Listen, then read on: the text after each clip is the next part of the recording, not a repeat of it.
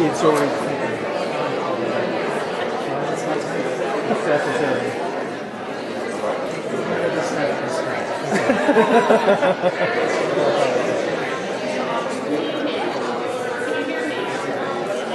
Nice of her to show up to.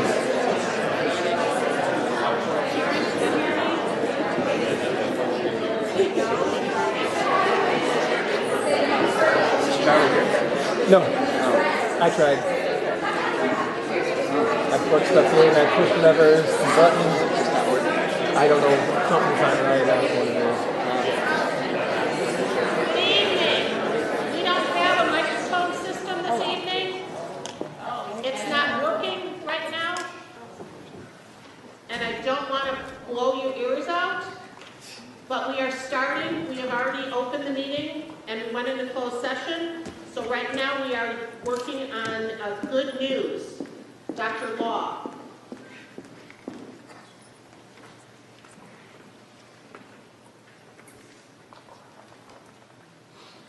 Hey, Claudia, you there?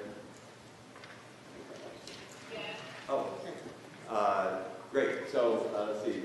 Mr. Walsh, I believe you have some good news to share with the board and community tonight. Thank you, Dr. Law.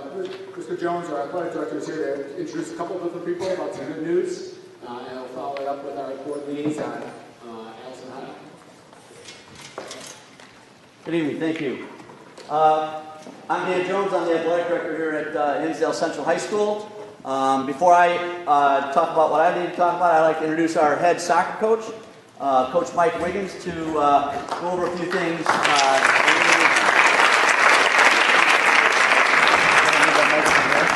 You can talk into it. All right, I'll be nice and loud here, everybody. So to start off, there's two things that I'd like to address.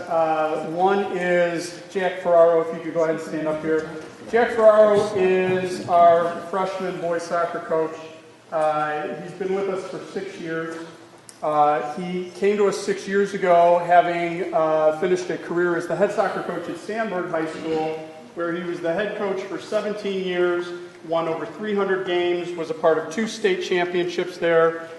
He has coached many players that have gone on to play at a very high level collegiately, but also players that have gone on and played professionally. And as a result of all his years of work and service to the high school community with regards to soccer, just this past year he was recognized as the newest member, the only member from the fall inductee class of Hall of Fame members to the Illinois High School Soccer Coaches Association, and we're super excited for him.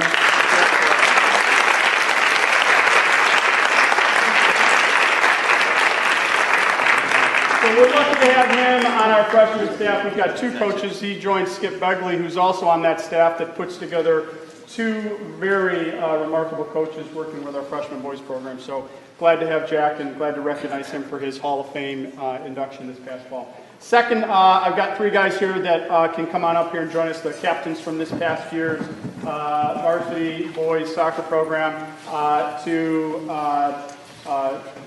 be recognized along with our entire boys program, or the varsity.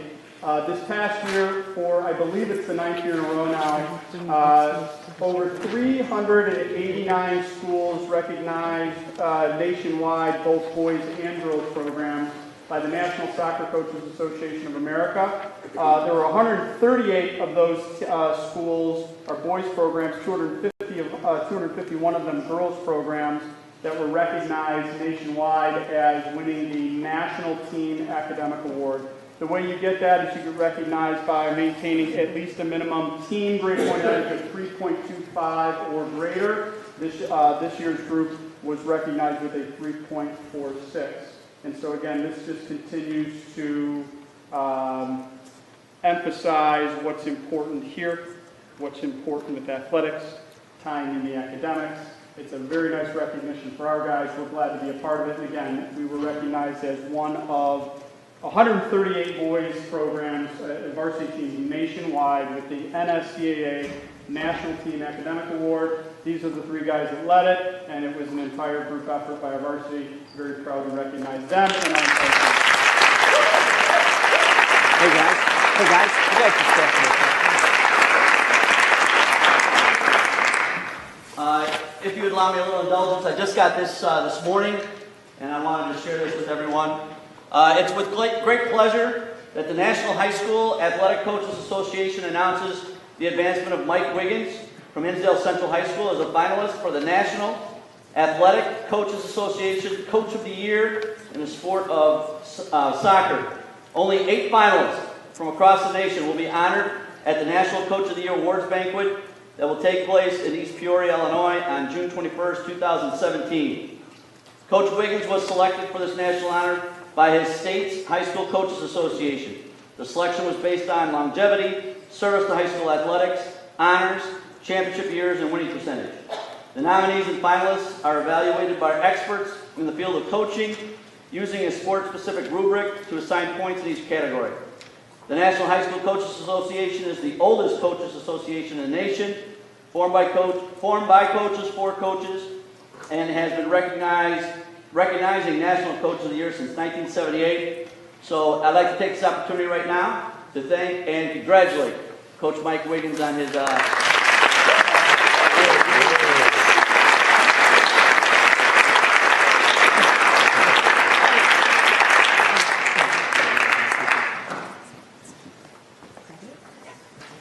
Thank you, Mr. Jones, Mr. Wiggins, and our boys soccer team. Appreciate all that.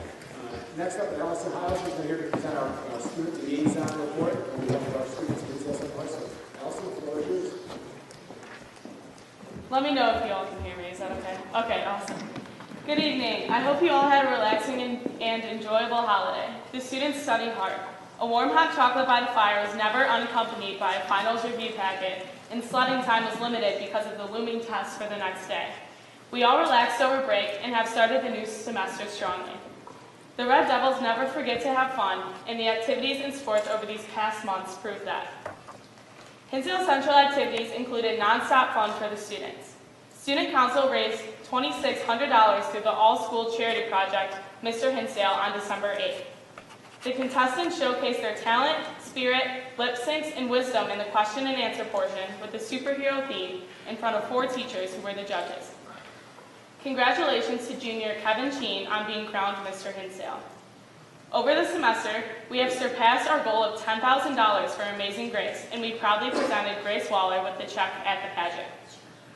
FCCLA bell rung for Salvation Army and finished up their sewing projects for Amazing Grace. The Care Club works with Hinsdale Humane Society, bringing dogs to the school for some pet therapy for the stressful month of December. Lead Club hosted a 3-on-3 basketball tournament. Clubs throughout the school participated in Clubs That Care, an event where we buy holiday gifts for families in need. The Winter Art Show and the Honors Student Art Show was held at Hinsdale Central in December, and students sold some of their amazing artwork, making for great holiday gifts. Choir and band put on their annual holiday concert at school for the students and after school for other visitors. The wide array of songs and instruments made for an incredible production. VPA members competed in regionals this past Friday, with over 90 students qualifying for state. The Muslim Student Association hosted a basketball tournament over this past weekend. Obviously, the HC clubs are doing some incredible things, just like our athletes. The winter season for sports is now in full gear, and our athletes are stars. Girls gymnastics is continuing their season, winning the Hornet Invite and beating Sandburg, Riverside Brookfield, and Stab. Our boys bowling team is also doing well, with Aaron Cothard consistently bowling 600-plus series. Wrestling has also pulled some big wins, with varsity beating Plainfield North despite missing 2 of their starting wrestlers, and JV's first-time wrestlers making big improvements on the mat. Boys swimming and diving has started, with Franco Reyes taking first in 100 freestyle at Naperville Central. Girls basketball has a great record in conference, with Paige Baird leading in the DGN game with 18 points. They participated in a tournament in DeKalb over this weekend. Boys basketball came out with a huge conference wins over OPRF and DGN this past weekend and remained undefeated in conference. And Special Olympics basketball won the district tournament yesterday, and we are advancing to state. Overall, the stress of the end of the semester was tough for students, but we are all grateful for having finals before winter break. Everyone got to truly relax over the holiday because we didn't have to worry about studying for our final exams. Thanks for listening, and I look forward to talking to you all soon. Thank you.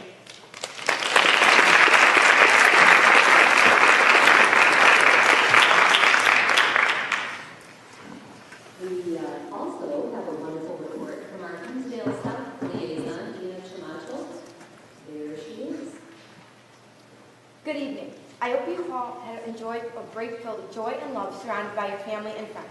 It's definitely been a long time since we all last met, calling for an immense amount of achievements from Hinsdale South. Let's all go back to right before finals when everyone just wanted some sleep and no homework. The activities department made it a little less of a struggle to get out of bed, knowing that we would be able to drink some hot chocolate with the Victory morning before all our classes started. Newly added to help students release stress was a new event called Mindful Moments during lunch. Students would meet with an instructor to practice good techniques on how to deal with the stress of finals. Even with the stress of finals, students were able to balance with their activities. Madrigals held their annual show with velvet gowns and Renaissance hats. It was definitely a beautiful performance. 8th grade night was a success, as incoming freshmen walked through the halls, which is soon to be called theirs in a couple months. Ambassadors helped guide them around, and sponsors and club members attempted to recruit as many of the 8th graders as possible. Amnesty Human Rights Club held an event called the Hunger Banquet. It depicted the reality of many lives who don't receive enough food. Class of 2018 collected new socks for an organization called GiveABox.org, which is created by a student named Ashley Young. The 2016 Winter Art Show was held by the Illusions Art magazine and the art exhibit was beautiful. Peer Leadership Network raised $2,500 by playing It's a Small World in the hallway, so students had to reach the goal to stop the music. A new club, Future Healthcare Professionals of America, has been created by sponsor Tracy McDonald. The club gives students an opportunity to look into different health professions and further their knowledge of medicine. To end our finals, the Hinsdale Humane Society brought in pet therapy dogs to finally unwind from finals and start break off with a good note. Even though it may have been break for many of us, the athletes at South continue to put in hard work. Dance line has been winning competition after competition with hard work and dedication, and now they are headed to state, the 5th year in a row. Girls basketball so far is the only undefeated team in the West Suburban Conference. Boys basketball has doing amazing this season with the record of 5-1, and they are remaining in the first in the West Suburban Conference. 3 of our students are headed to the IMEA State Choir. Congratulations to Peter Alex, Raquel Blumenstein, and Etta Merritt. The athletic department held the 2016 Athletic Hall of Fame and inducted the 1982 State Championship baseball team, Matt Maybeard of the Class of 2006 football team, Britt Taylor of the Class of 2003 track, golf, and basketball team, Megan Eisenberg of the Class of 1992 volleyball team, and Eddie Solowski of the Class of 1982 of the cross-country track and track team. Now to present. After a wonderful and relaxing break, students started the year off strong. Class of 2019 hosted game night. There were board games and video games we played in our childhood. Peers Encouraging Peers is holding a movie night today with popcorn. Class of 2017 is holding their candy sale to fundraise for their prom coming up in a couple months. Finally, Business Professionals of America competed in their regional competition this past Friday. 17 of the 20 participated qualified for the state competition, and BPA walked out with 10 place finishes. Thank you, and I hope you all have a good rest of your night.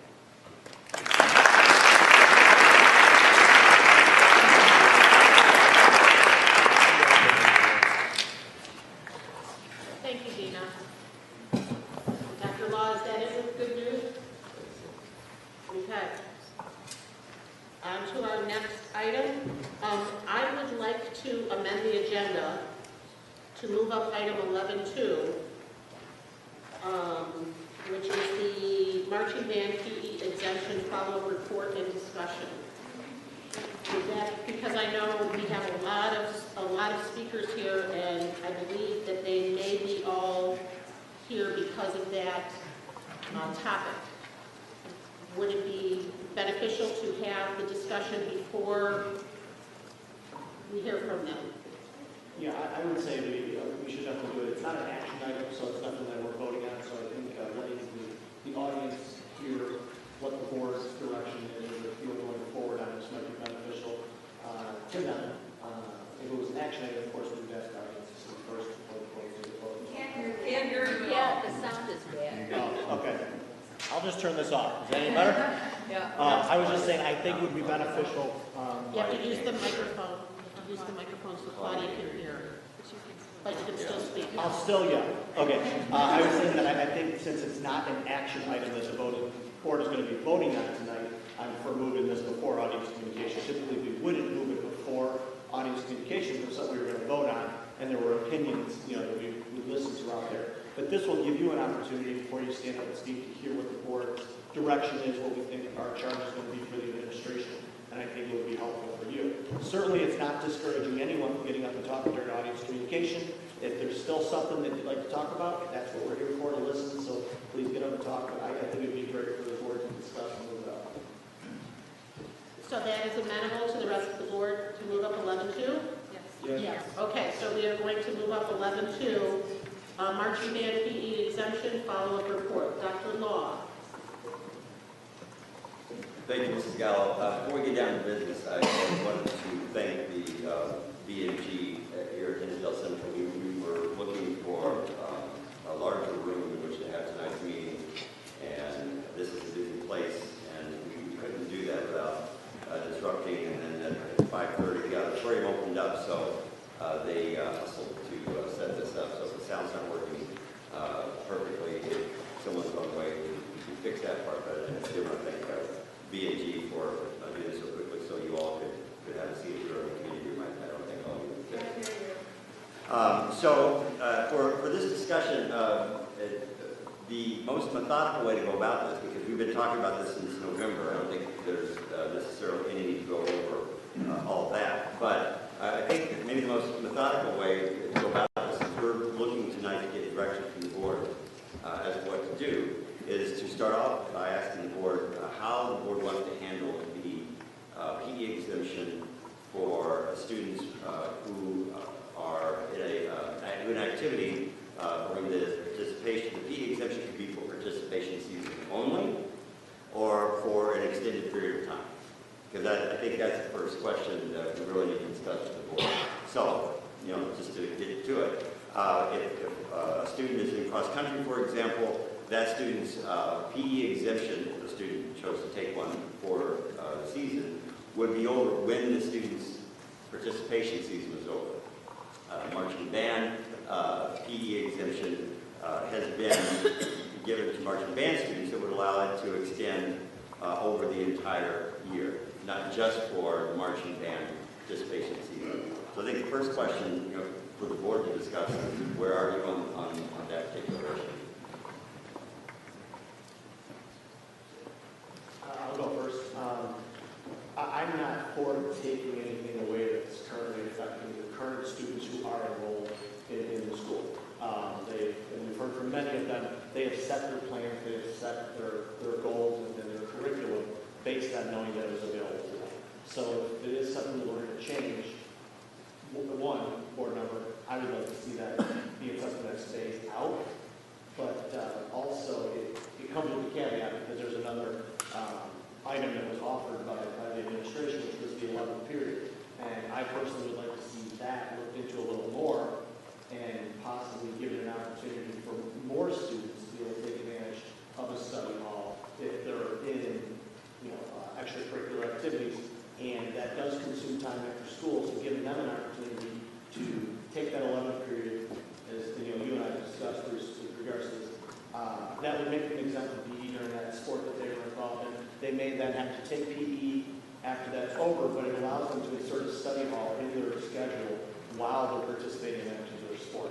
So, I have more questions. I think there's more things to be investigated and looked at today. But personally, that's where I'm at, and I kind of jumped more than one topic for you or one issue, but only because they're tied in together for me. I want the 11th period looked into if we're going to continue to have the PE exemption. So that's my opinion. I agree with what Bill has suggested. I also think that what we do, we should do equitably at both schools. Whatever we do, I think we should have a similar approach. What that approach is, we'll be discussing it, but I think we need to have both schools approach this in the same fashion. My opinion is,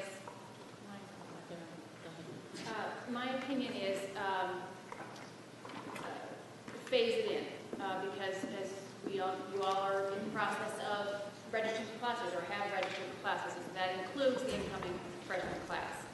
So when I envision a phase-in, which I think is the best approach to the students, I do think it needs to be fair across the entire student body. So when I see a phased-in effort, I see it starting not with the incoming freshman class, so they would be 8th graders. I'd see that starting after that class, so they would be 7th graders going forward. But the people who are already in the queue now, who have registered, who have their plan, who are thinking their 4 years, they're sort of exempt, and the phase-in would start after that. I think for me, the easiest sort of would be a status quo, until that phased-in process begins. However, it's not, both schools are doing different things. Central's is much more convoluted approach than South. South is a very easy approach to how they are doing the band and exemption.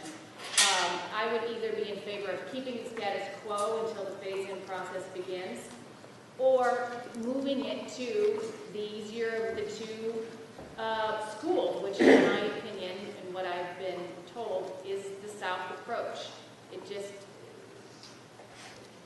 how you understand it at Central is, it takes a PhD to understand how you schedule all the things with the jazz and the music program in the morning and the other, then it's PE, and it's very confusing to me, so I would try to simplify that. I also am in complete agreement with the 11th hour, either the 0 hour, which we currently have, but the 11th hour I think opens up a lot of possibilities, not only for band students, but for all students to explore a possibility of, utilizing electives that they maybe don't have time for in their current schedule. I think that the possibilities of that 11th hour are really exciting to me. So that is my opinion with regard to this PE program. I would like to know, though, if it goes forward with the phase-in and the 11th hour next year, I would like to encourage the administration to, in the fall, sort of have this, open up the kind of a review committee of this program and involve students, involve parents, involve guidance counselors, band people, athletic people, staff, even electives, and get the feedback to figure out if this is the correct way to be doing this, if there's a way to improve it. But, I think it needs to sort of be set first before you sort of have that review, but I'd like to see that done hopefully in the fall. So, my 2 cents. Yeah, I would agree with, the sense of what's been said here, by the other board members. I certainly, would not want to try to alter in any way anybody currently in the queue, who has made the plans, set the direction, et cetera. And the 11th period out here, I think, is good. Certainly there is, further exploration. I agree too. You want the same system, clearly at both campuses, absolutely. And maybe the answer there is what's apparently added to South, as opposed to here, which sounds like quantum physics. I don't know what the system really is, but the South mode also, it may be better in terms of the way to go forward, uniformly in both schools. So, in the audience here, No. We didn't hear a word Ralph said. We knew he was talking. so what happens when you talk to these mics, it comes through the mic, so here, it's very loud. So that's why, and I didn't know if we had. No, we don't hear anything. They're working on it, so I don't think it's. To recap, Ralph kind of agreed with everything, the equality of South and the program for itself, correct? Everybody in the queue. I heard shh, I'm trying to be loud for you guys. No. Oh, okay. Wait, I just got shh. Everyone in the queue is in the queue, too. Okay, I'll try it, and hopefully I can enunciate enough, because I'm usually told I'm mumbling. Our band program has been a tremendous success at both high schools. And it's an area that I look at just as if it were an art program or a sports program. It went from something that didn't really exist to something that's really an excellent program. So I, as one board member, I would not touch this. I would not touch this at all. I wouldn't even phase it in right now. I don't think the study that we have as a fiduciary warrants meddling or even touching such a successful program. I wouldn't. It's great. Let's figure out how we can make it better, not how to compromise it.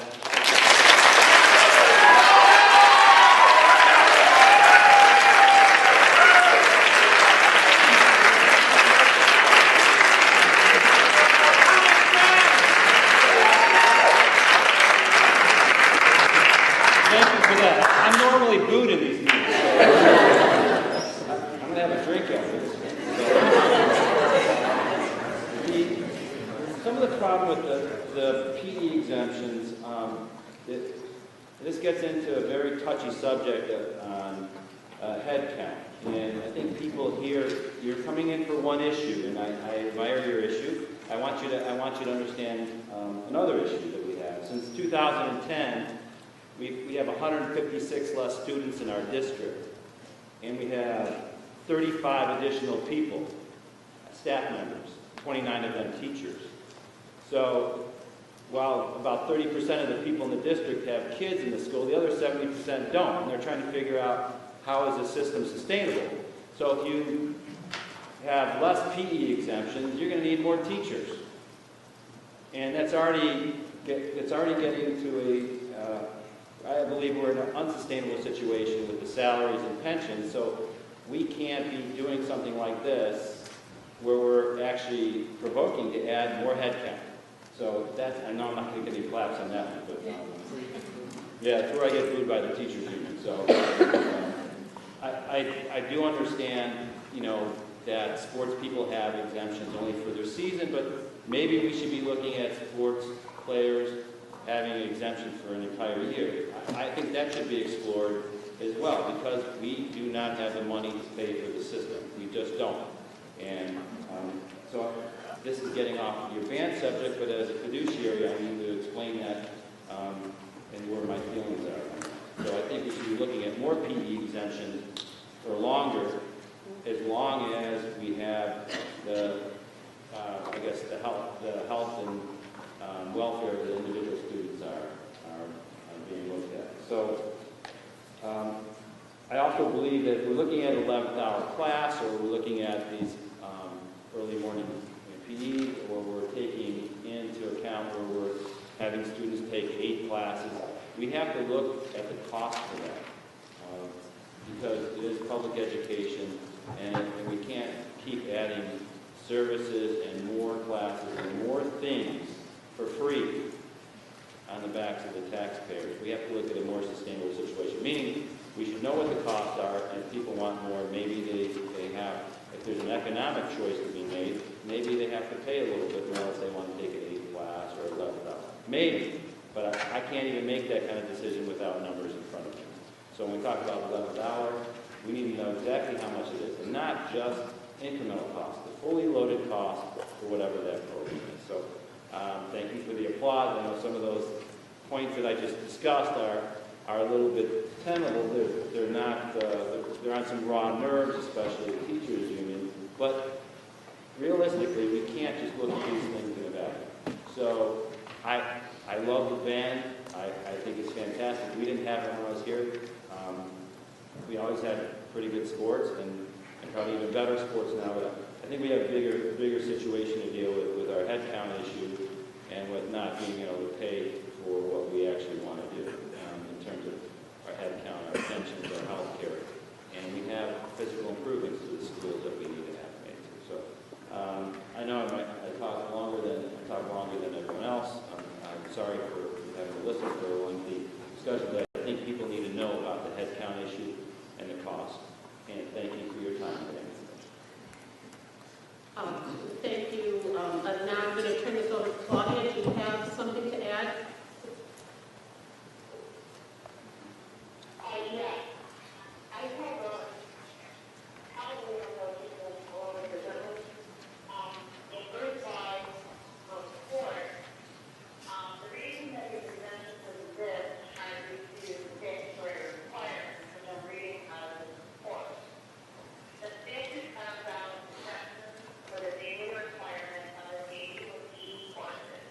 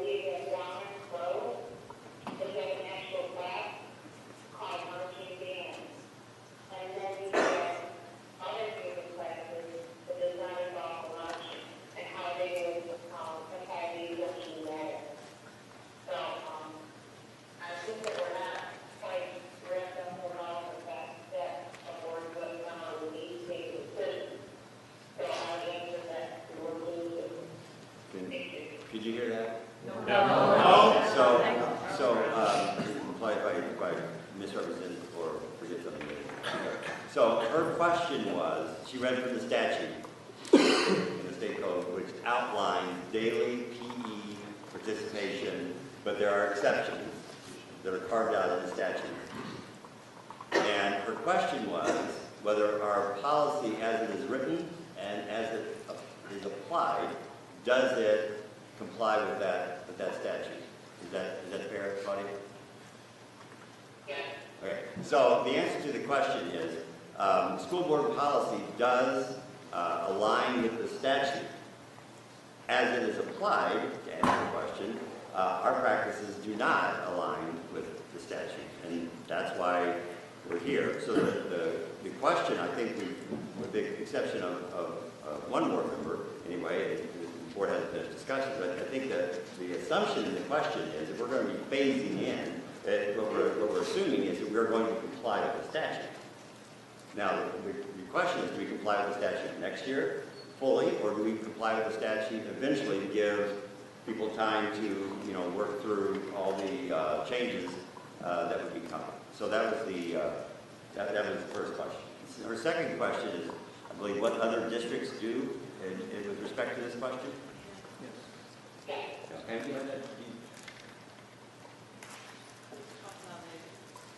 I don't have a formal study of it, but I do know from many of my colleagues what they're doing. The majority of them are not doing a year-long exemption. But I can gather that information and present that. So when you say they're not doing a year-long exemption, do you mean athletes, or are we talking about specifically marching band? Specifically marching band, it follows either a seasonal or a semester exemption in most schools. It does not follow year-long. Even for schools that I know of that are competitive, like Bands of America national competition level, it ends at some point and they go back in. But I could gather all that by being in school, should the board desire. If it does not comply with the statute, any student who has gone through this course sequence from a school does that jeopardize their ability to graduate. So the question was if students have been in I'm sorry, I'm not going to paraphrase exactly. If our current practice doesn't provide any jeopardy or jeopardize any students' graduation in the past or upcoming? Both. So I did ask legal this question, and really there is no jeopardy to students' graduation. Don't worry about that. I think one issue we have to grapple with is if we determine that the statute says we should be doing something. I mean, I think that's a very serious question because under the rule of law, you do what the statute says, right? I mean, that's a very important point. But the question is, what risk would the district be facing? The State Board of Education could withhold its recognition of our schools. I have to believe that a student who graduated from Hinsdale South or Hinsdale Central who's applying to college, even if there was some question about that, would be just fine getting into college. And no college is going to care much about an individual state board's recognition. But beyond that, I don't know. I do think that if we are in a position where we're saying that we're going to get there, we are going to be complying with the statute, and we're just trying to do it in a way, as I think I've heard board members say, is at least disruptive, then I'm not sure what the state board would say about that, but at least we're not just ignoring what the statute says. Okay, so I'm going to weigh in now that we've heard from the other 6 members. I'm hoping that you can hear me. I believe that at a maximum, this needs to be phased in. I agree with Mr. Corcoran that our band programs have excelled in the time that I've been involved at the district level. The band programs were certainly lacking, and I was always comparing Hinsdale to Downers because I come from a split district, and the Downers band program was so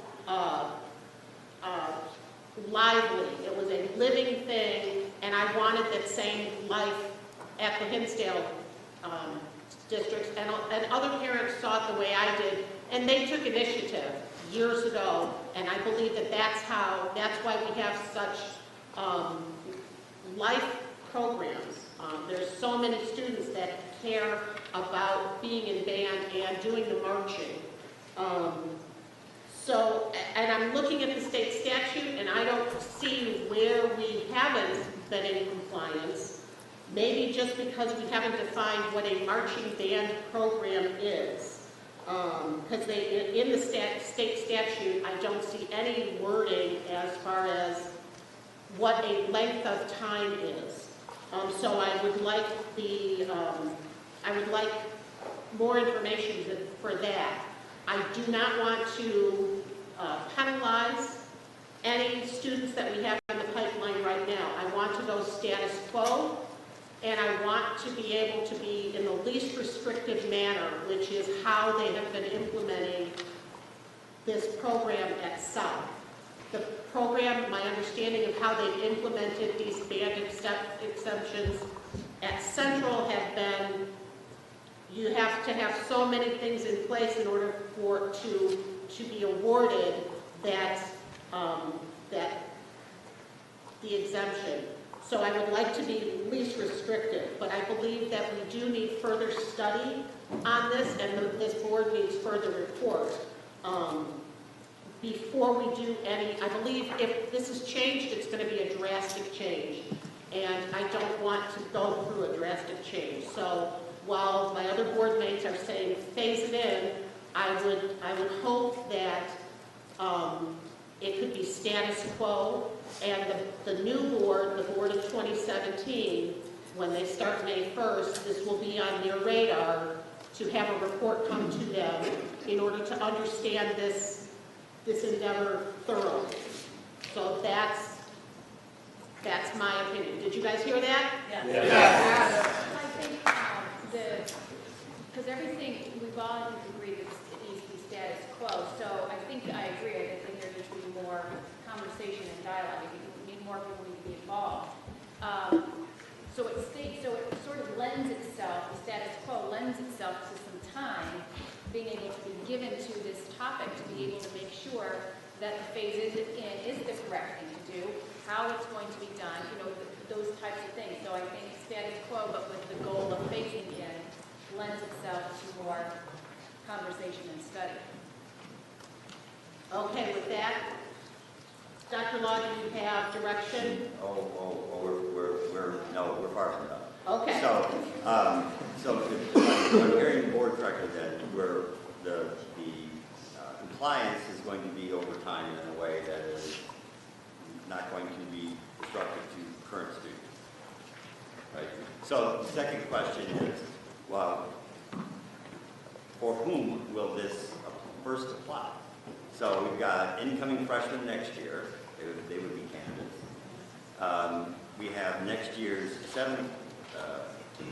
next year's 8th graders who would be freshmen, not the 17-18 school year, but the 18-19 school year. So when would we, the reason I'm asking this, I think that we're going to probably make some changes to policy. I envision bringing back to the board for approval, because all this is in program of study. So we would bring back to the board pages that would be inserted in the programs of study that would describe how this works.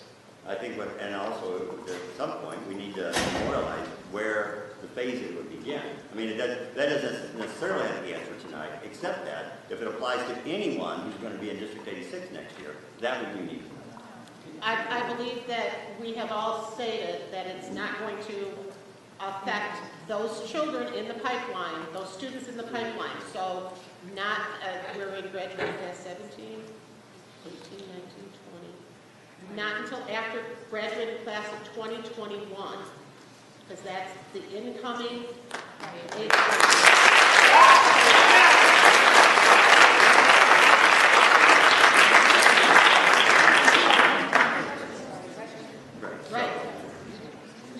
Right, so incoming freshmen for the 18-19 school year. Correct. If the board. Right, well, Yeah. right, we got another board, but that's currently the thinking that so in other words, put it another way, any student who's going to be in District 86 in August of 2017 would not be affected. Correct. Okay.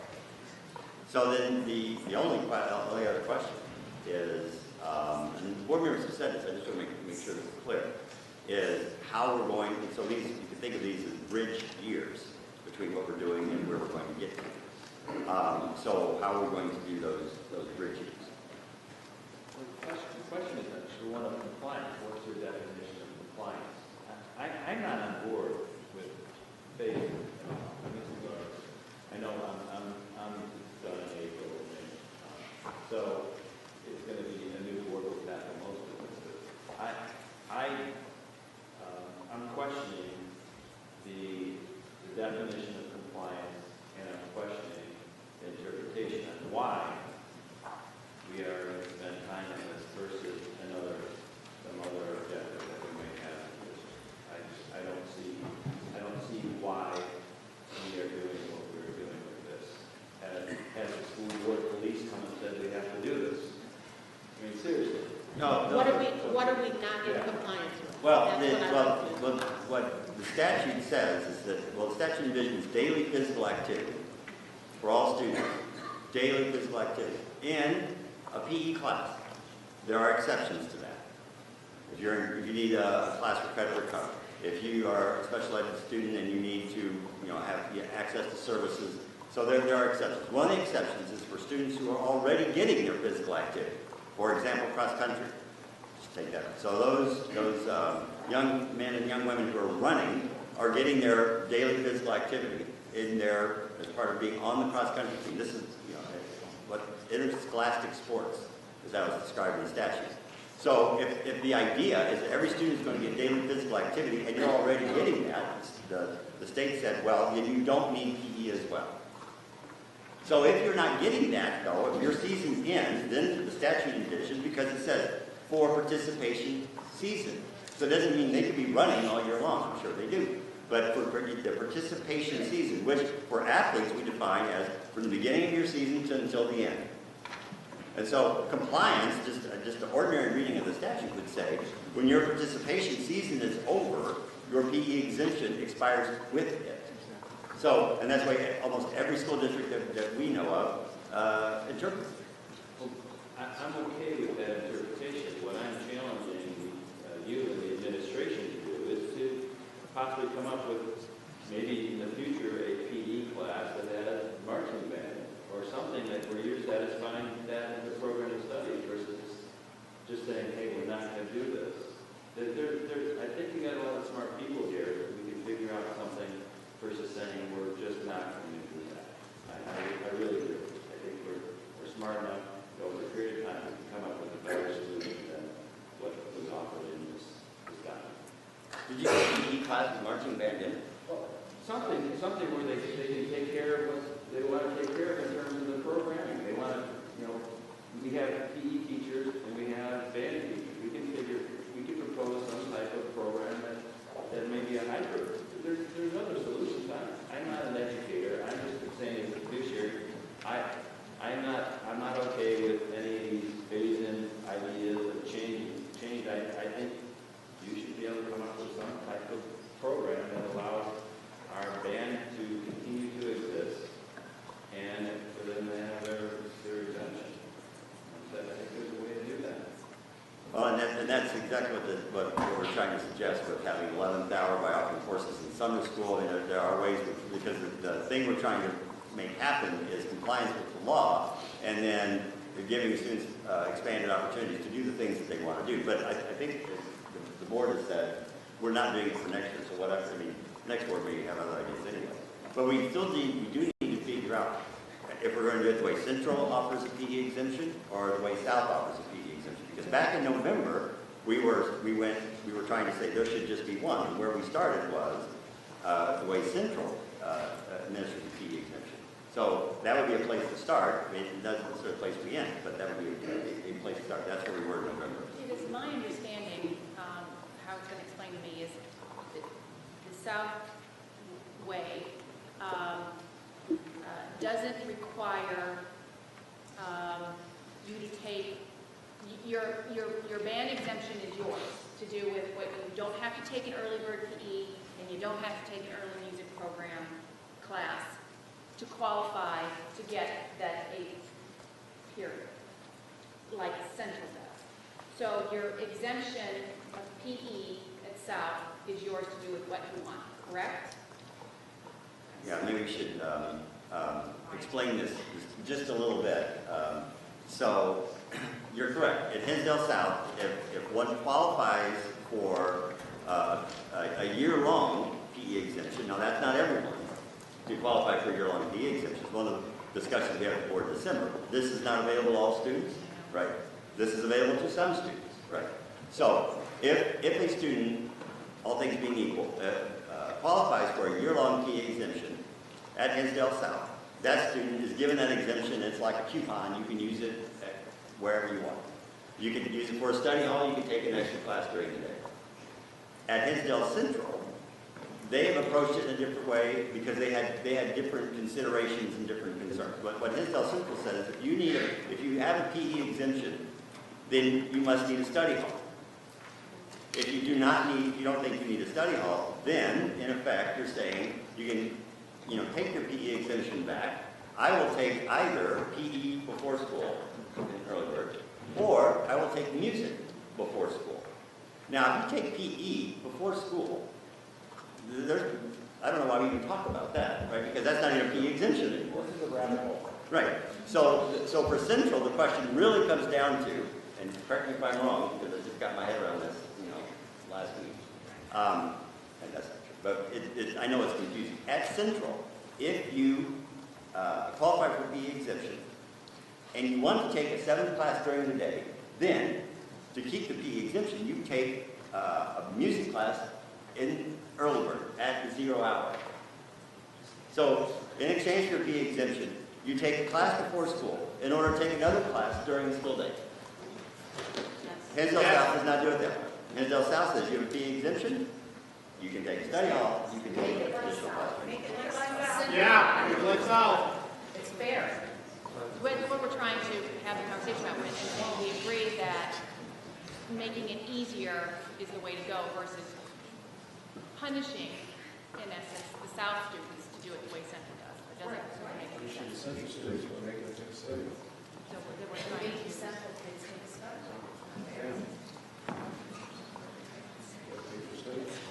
So they can do with it, in my understanding, the South way, is they can use it however they choose. The study hall, PE class, or another class. Or they could, I know, there are students who really, for example, Central like jazz. So if jazz only is offered at the beginning of the day, then the student may want to still take advantage of it. The difference, though, it wouldn't be requirement in order to be able to choose another academic class during the day. For those music students who have a year-long PE exemption.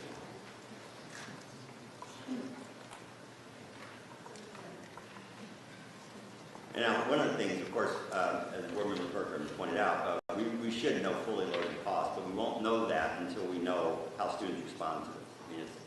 I mean, we don't know if FTE is just going to be moved around, or if there would be an increase in FTE. But his point is a very important one, well taken, that there could be additional Find out costs. how many students are taking extra classes. We have those numbers. Because most of these kids aren't, taking a study hall. They're taking extra. I'm sorry, we're having the discussion up here. We understand that you have concerns, but we're having the discussion up here. I really apologize for cutting you off, but the 7 of us have to come to this, direct the board, direct the administration to do what we're talking about here. So that's what we're talking about. Can I ask a question? I'm trying to understand what. Can't hear you. I'm trying to understand what we're doing tonight. So.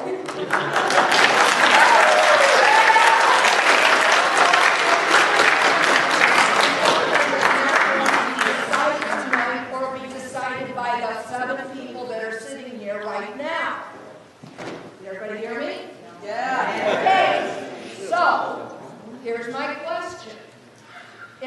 talking about making changes, are we talking about changes that are not going to impact anyone until at the earliest, the class that is entering in 1819? Is that correct? Or? Yes, that we've decided that. Now it's how. Now, no, that's my next question. My next question is, what are we doing between now and the entering class of 1819? If anything different from what we are doing. Okay, that's what I want to know. I want to frame the question. So then, the next question is, are we talking about aligning the two schools so that they're doing the same thing? Okay, so now we've narrowed it down to that. Are we talking about adopting either one school's approach or the other school's approach, or creating a hybrid? Okay, so let's have a discussion about one or the other. I had already said. I just tried to that we should do it in the least restrictive way. However, so I would like to know is how South has implemented this. However, this should come back to the new board as a report of how the administration looks to want to change this and giving succinct, concrete facts with numbers and how it's all going to fall out. Because you have to define the marching band program. That's what I'm seeing here. What is the marching band program?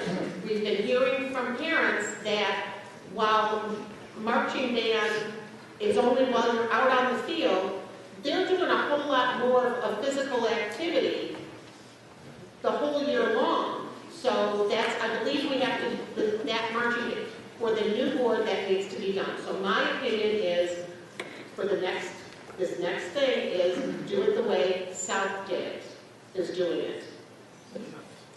With a follow-up report. Everybody agree with that? With a follow-up report for the new board. So the question is, when do we start doing it like South does it? Next year. Next year. Okay, beginning 17-18. Correct. Bruce, now do you have everything you need from us? I believe I do. So we will bring back in February 6th, whatever documents and programs and study for the board, because the board voted in November for program study. So I think the board doesn't need to vote on changes we're discussing. We need an amendment to the program Exactly. study. And any policy That has to be an action item to advance this, and then any ideas about 11th hour, or the cost, how we can charge for that, and certainly you need to bring back some headcount issues. Hoping that it's going to be a reduction versus that's one board. The question though, students are registering now for classes, and this theoretically could impact the kids at South, Central, excuse me. I think South is status quo. So, how does that process work if they've already? What does that process look like? Well, you're right. Students have already started selecting their courses for next year. It's not uncommon for students to select courses, think they're done, and then something happens. There's a conflict, course doesn't run, whatever. So we have the direction we need to let counselors know how it's going to work next year. So counselors would be advising their students about how it's going to work in advance of the board actually approving the agenda of the program of study or approving any policy change that we need to take place in order for our practice to align with our policy.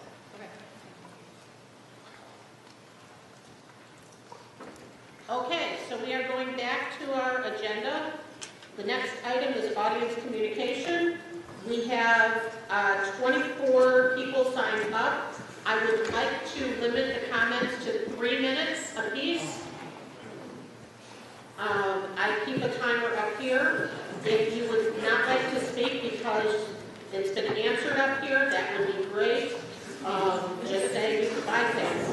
So the first, I'm going to list out, the first speaker is Merrick Frankowitz. And the next speaker is Parker. So you could all be ready, because we do have a lot of students, and I know you'd like to get home to do more important things.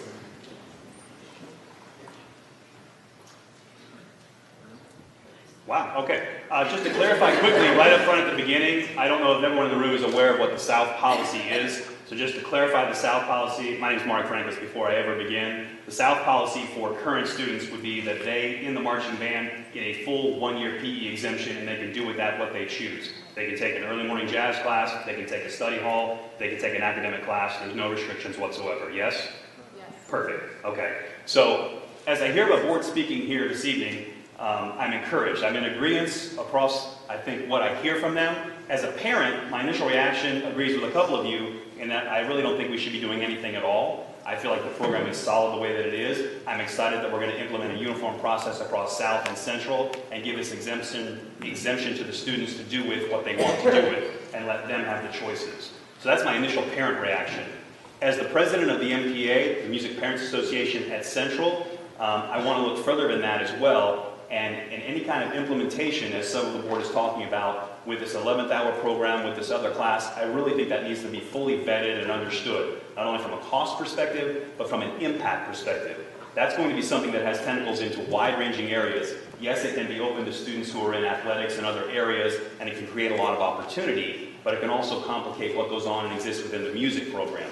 You could then take all of the early morning programs and do you move those after school. You can take kids who participate in the music program who are also involved in sports, clubs, activities, and those other dynamics that affect their day. And when you're in essence trying to create a more simplified, streamlined process for them to fulfill the spirit of the physical education requirement, you might actually add more hours in their day by doing so, by moving around and manipulating what their daily schedules might look like. Stepping back from everything, my pure thought is, let's do something that's in the best interest of the students. Let's not follow other school districts. Let's be a leader in the school district. Let's do things here that set the standard for the rest of the area to look at us and say, that's the example of what we want to do. We want to be like this district. And let's do things that empower students to have choices, that empowers them to make the decisions they want to take. If a student wants to take a study hall, let's let them take that study hall. If a student wants to take an academic class, let's let them do that. Let's encourage them and let's build them up to be the leaders that they want to be. If this program is the one, this 11th hour program, let's really understand what it is before we come back and have discussions like this again, where we're starting to get complicated and we're starting to see there's an issue here and there's a dynamic here. I've had correspondence with myself from things like something as simple as late buses for kids that would participate in that. Something like a club or an activity, a sport. All of these things come together to make it really complicated, and these kids probably have enough stress on them already with what they're doing here as students at Central and at South. So I appreciate your time. Again, I implore the board to really fully look at and understand any change before it's implemented. And as I've heard here, no change will be put into place that will impact anyone beyond incoming 8th grade students. So I'm encouraged by that. I'm encouraged by the board making a decision to simplify the process and give the kids the exemption for the entire year. And with that, I end my time. Thank you.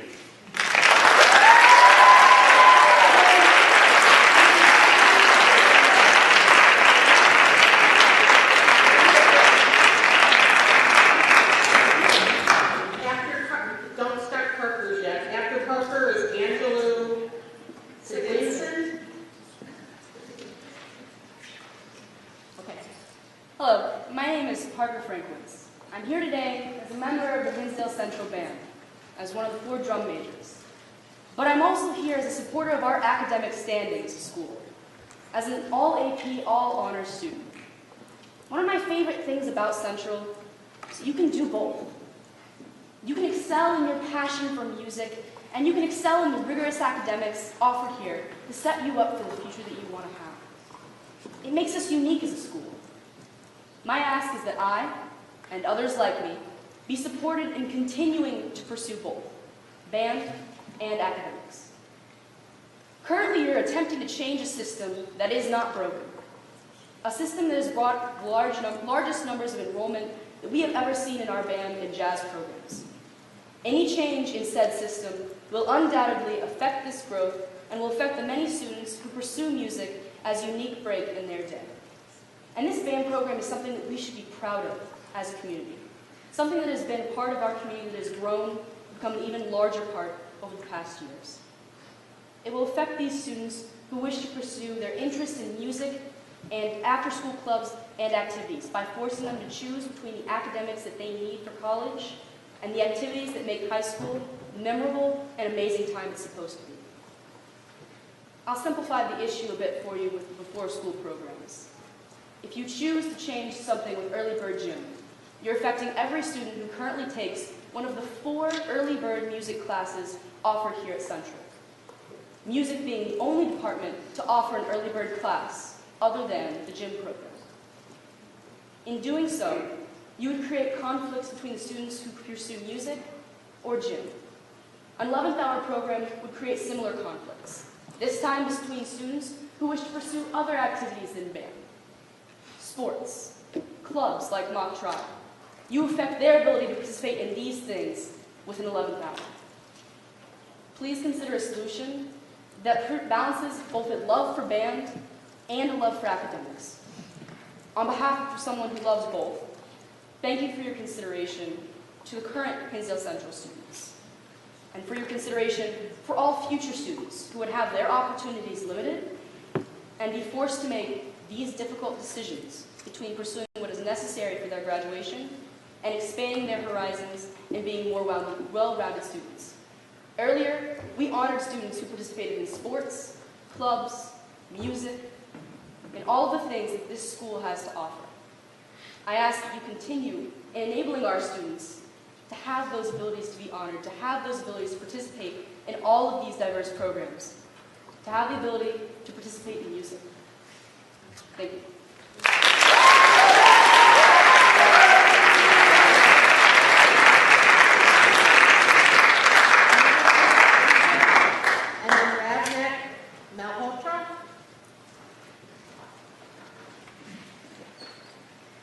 Hello, my name is Angelou and I am a senior. Since I'm a senior, this decision does not affect me, but I'm speaking on behalf of future band students. I believe that band students deserve the PE exemption. 4 years ago, I was a freshman, and back then, freshmen were required to take PE even though they were in band.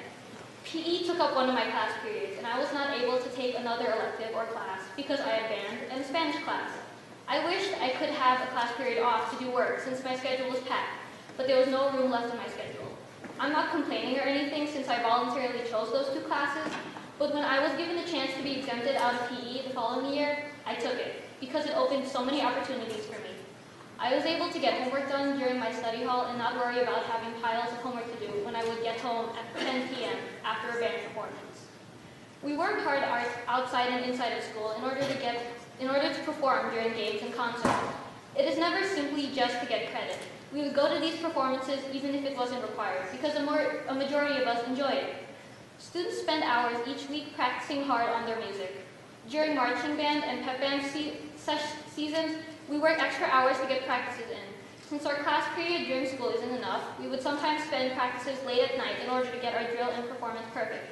We even included warm-ups during marching band, and everyone works hard and is participating during practices in order to deliver their best performances. If PE exemptions were taken away, the entire band would have to take gym classes either during school or at early break. This would create many problems for anyone included in band, jazz, or orchestra. The entire process of bringing back PE to all band students would change the format of how we do band as it is.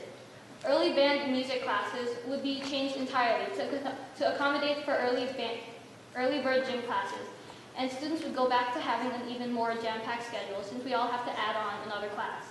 I've seen band students work so hard to keep what they have in my 4 years being in band. But there are some people out there that strongly believe that band students don't deserve this PE exemption. We work hard like everyone else. We work just as hard as the athletes that get the PE exemption.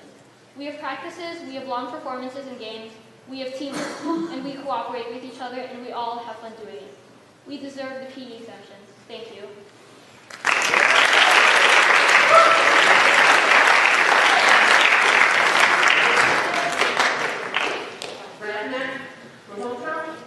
And then Denise Fisher.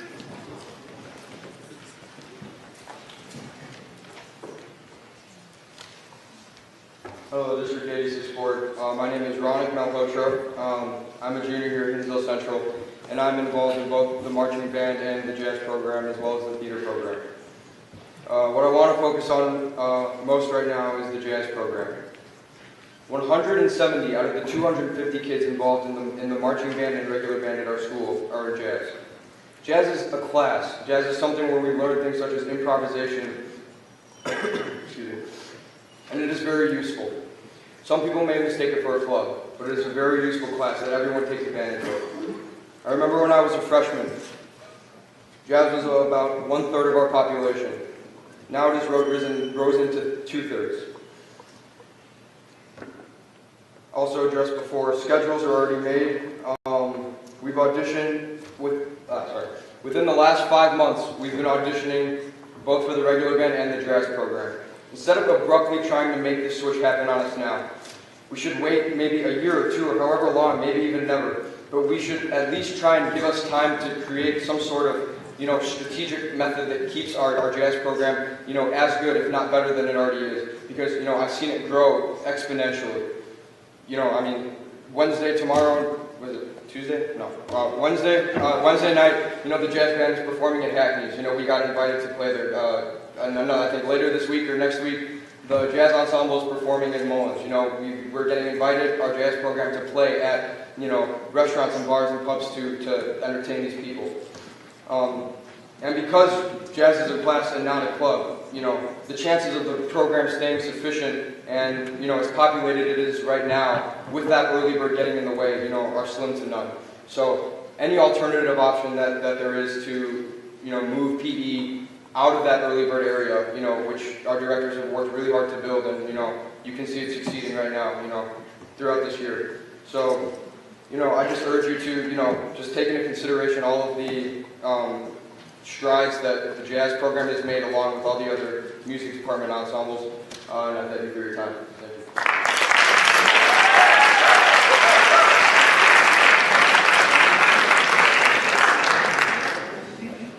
And then Jaduna Rania. Hello, my name is Denise Fisher, and I came here mostly to preserve my own PE exemption, and I'm really excited that you guys seem to have made the decision to preserve my PE exemption, and I hope that you continue to preserve the PE exemption for all grades currently in high school and all grades that are coming in from the middle school and even elementary schools, because our band is something, it's a pride of our school, and it's also part of the culture of our school. We play at pep rallies, and we play at football games, and we play at basketball games. The reason I joined band was because of that PE exemption and the opportunities it offered me. It opened up the opportunity for a new class in a study hall. And Parker talked about how you can balance academics with band, and I just wanted to add on that on Friday, I started my day with a club, and then I went through my honors classes, and then after school I could do basketball, and then I ran over to the pep band, and it's just so amazing for all those opportunities to be a part of my life and the life of many students at Hinsdale Central and all of the band students, and I just want to preserve that tradition. Thank you.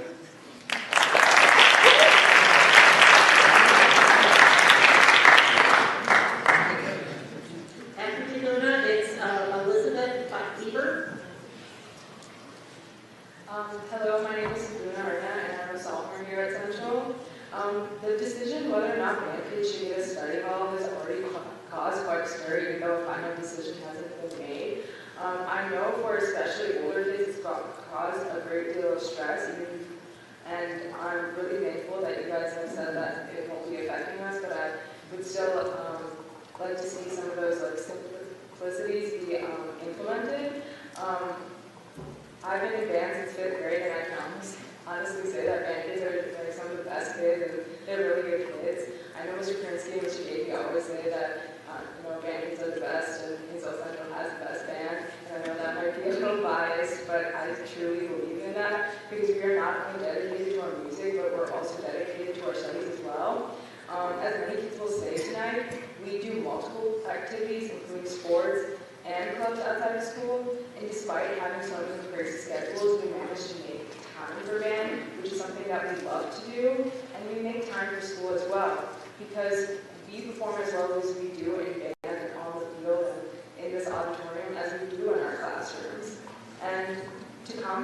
the time that we have, for the time that we take up with all of this crazy schedules, we have that study hall, and it makes our life so much easier. But most kids in band are known for going above and beyond, and there are so many older students who take AP courses and honors courses instead of their study halls. I know for one, for me at least, I was planning on taking extra classes my junior and senior year, and this past last week, I just stood with my counselor for 30 minutes trying to figure out how to rearrange my schedule while implementing an early bird PE, because my original plan was set well in advance for me, and it was to be taking early bird jazz my junior and senior year, not only to help me with my honors credit in band, but for me to be able to take this extra class. And now I wouldn't have to be taking that early bird PE, but it would be really helpful for band kids to be able to have more opportunities to be taking other classes without having an additional thing to their schedules with early birds. So a lot of this stuff you guys already touched on, but like Mr. Franklin said, these things we're talking about here today discourages people from wanting to pursue other fields of interest through other classes or even their interest in band. So I would really appreciate it if all of you would think about our high school careers and reconsider this situation, because it can affect all of our interests. So thank you.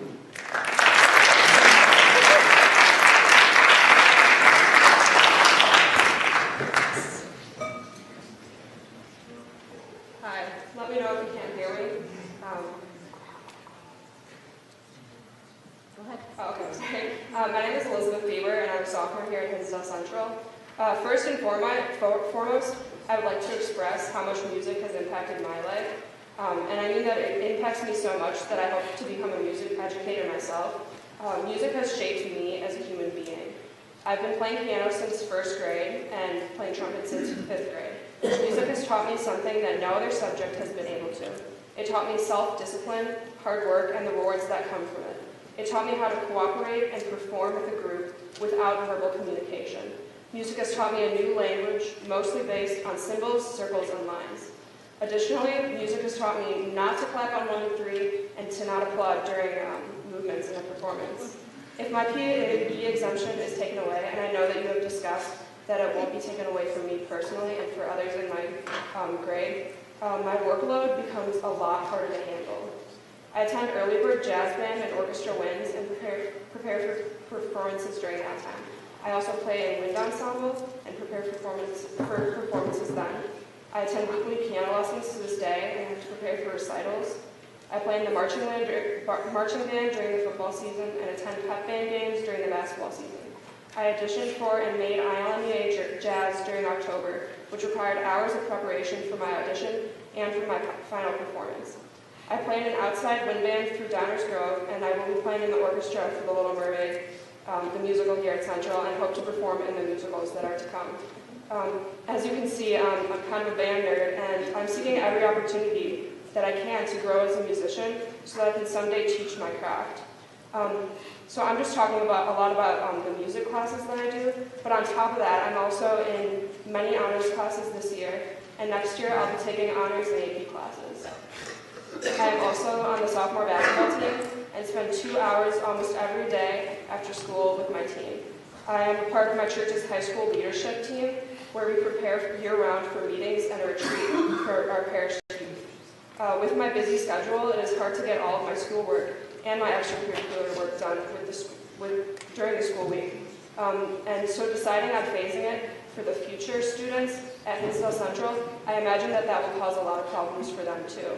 Like Parker said, an 11th period will not help these students who have really busy schedules. So I'm asking you and urging you all today to reconsider taking away band students' PE exemption, because many of us are actively participating in the school as students and in the music program as musicians at Hinsdale Central. And it will be detrimental for us if we do not have a study hall. Thank you for your time.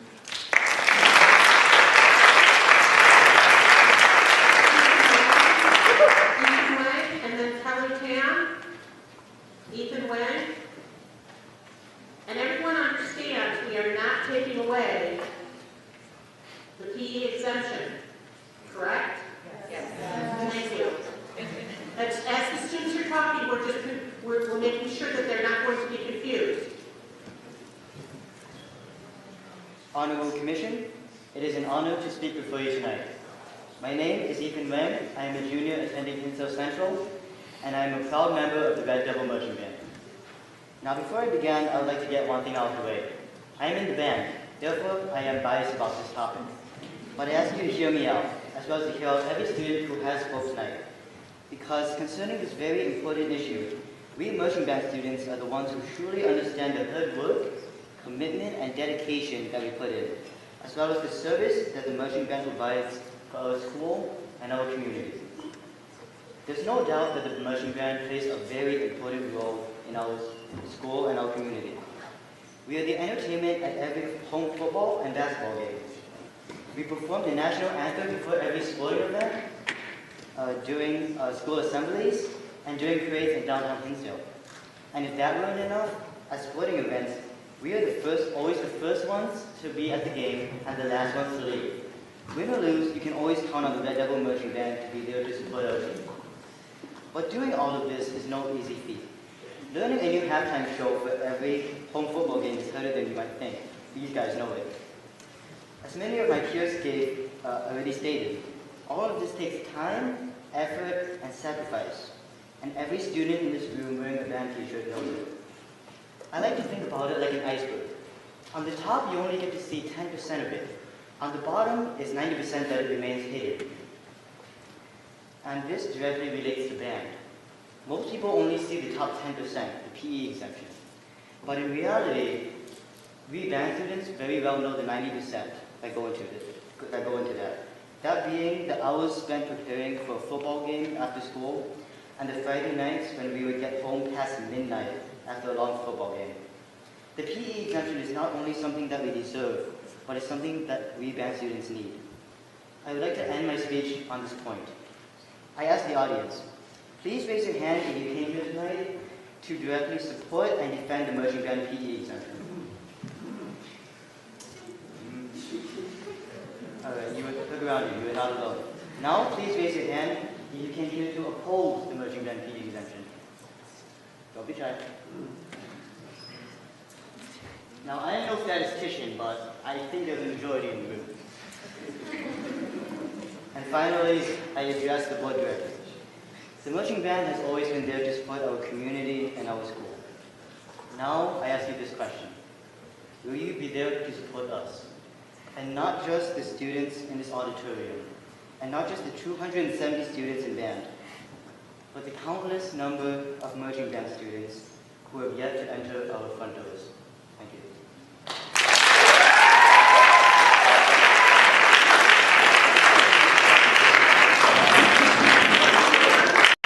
And then Celia Balderston.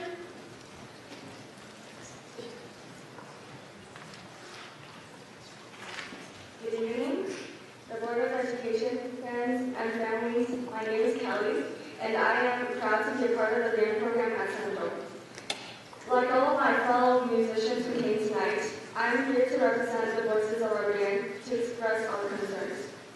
You may want to alter the marching band exemption because you may not thoroughly understand the hard work, the dedication, the commitment, the time and sacrifice that goes into being a part of band at our school. In the fall, you may not have experienced the 3-hour rehearsals every Tuesday at the school that go into preparing for a football game, or the Friday night football games in which we arrive for practice at 5:30 and get home at almost midnight. In the spring, you may not have experienced cramming schedules due to 3.5-hour-long prep band nights, some of which are not on Fridays. What I'm trying to say is band takes a lot of time, even out of marching season. We practice and rehearse to stand there to participate in parades all over the country and abroad. Band takes a lot of time, but we are willing to commit to it because we care. This choice that you are about to make may have no effect on you at all, but we, the band students, and also future band students, have everything to lose. What you choose will affect our schedule, the passions of future band students, our choices to take early bird jazz and orchestra. We are concerned. concerned about whether this change will alter the unity of our band. We care. That is why we are here tonight. So please, take a stand in our shoes. Thank you.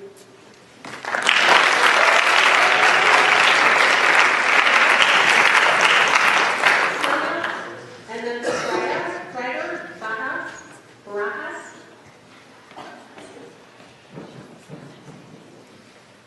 Hello, my name is Celia Alderston. I'm a senior here in marching band, and I am speaking on behalf of my good friend Lauren Lee, who's a sophomore and could not make the meeting tonight. She said, "Music has always been a part of my life. Before I even picked up an instrument, I realized music says all the words alone I can never say. I have dyslexia, and though I have had it since I was born, I never knew how to cope with it. I wondered throughout my life why I was different. Then music came along. Even if I could not say the words, I was thinking music helped me through things, express my emotions and feelings in ways words could not. In 5th grade, I picked up a saxophone and learned bit by bit. In middle school, I was very socially awkward, not knowing how to speak to people and make friends. This lasted until entering high school. When I first joined the band program, I did not think it was a big deal. It was a bunch of kids who did not know each other practicing on a field on a hot summer day a week before school even started. We were practicing for 4 to 5 hours a day. Because of this program, I was able to bond with each and every person there. When I entered high school, I felt the band program gave me reassurance and confidence to go through the first day without being nervous. As a person entering high school, you might hear this and say it's impossible to not be nervous. But because of the band program and the countless hours that we spend together, I now call 270 people my family. I am very active within the school, but no club I have joined, no activity I have been in has been like the band program. The band program has created a safe environment in which kids can express themselves in a healthy manner, where anyone can be friends with anybody. It does not matter who you are friends with, what varsity sport you are on, or how many honors classes you are taking. Everyone is accepted in the beginning of freshman year. I believed I could juggle everything. Joining 8 clubs in one sport, I thought everything would be fine. My grades were stable until football season. Tuesday nights, we had practice from 5:30 to 8:30. When the games roll around, the call time is 5:30 to whenever which game ended, because sometimes we had to stay until 12. Hours and hours go into practicing for our halftime games and perfecting our marches throughout the year, and going to pep band games supporting athletes that we don't know. I would then have to wake up on Saturday at 6 in the morning to go to lacrosse practices, not getting home until 3 in the afternoon. My weekend is gone. Then Sunday would roll around, and I would be studying all day, trying to get into assignments and projects. With my study hall, I could plan out projects and get into assignments early and be prepared for the weekend, not worrying about any missing assignments. With my study hall, I would participate in 8 clubs, be on student council, and play lacrosse year-round. Taking away the study hall will not only badly affect the band program, but also the students participating in it. Please reconsider and take the effect that this would have on 270 kids. These people would not have the time to take this class.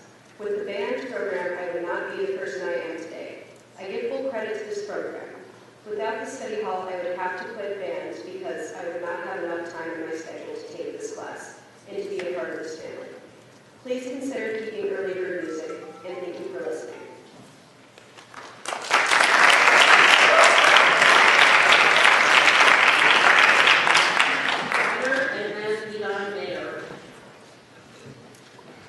Hello, my name is Rita Barajas, and I'm a senior and a drum major here at Untitled Chapter.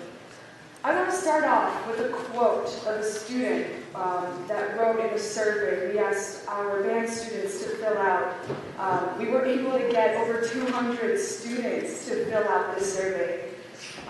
This particular student said, "I joined band for the PE exemption. I stayed because of the sense of community, discipline, and skill development. Although I had to take PE freshman year, the PE exemption allowed me to explore different classes throughout high school. Undoubtedly, without the PE exemption, I would not have developed my wide variety of interests that I enjoy today. Additionally, although I joined Jazz Lab in order to take these courses, I've grown so much as a result of Jazz Lab, and I now possess a deep appreciation for the genre. like this student, many come to band not knowing the community that comes with this course. Moving forward with the survey, one question that was asked is, if you have or have had a study hall instead of PE, does your schoolwork with games and practices become more manageable? 142 students, that is 71%, said that yes, they are things that I can rely on for those hectic days. Another question, does losing your PE exemption interfere with your course selections for next year? 134 students, 67% said, I couldn't take the courses that I would want to take.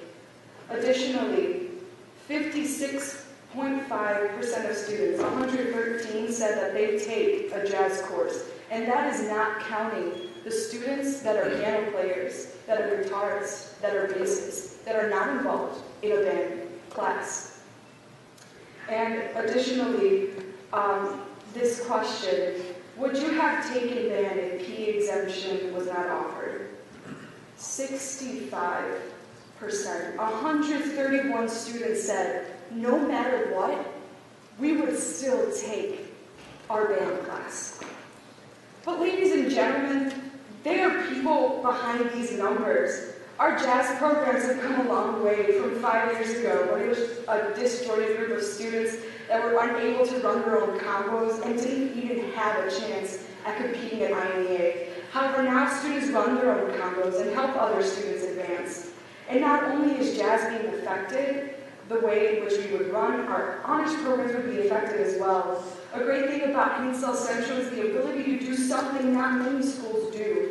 For a long time, the purpose of Hinsdale Central has been about giving the opportunity to a person that wants to do music and do sports, but also be good at academics. Someone that would have to be limited in a different program or school. At Hinsdale Central, we have the ideology of no, you can do that because we allow you to be that diverse student. We allow you to challenge yourself to whatever extent you wish. By taking this gym exemption and changing it, you are going against this ideology and removing these options for students to express themselves and say, we can do things we love without conflict. I want to thank you guys for your time, for listening to our band students and supporting us. Thank you, and have a great night.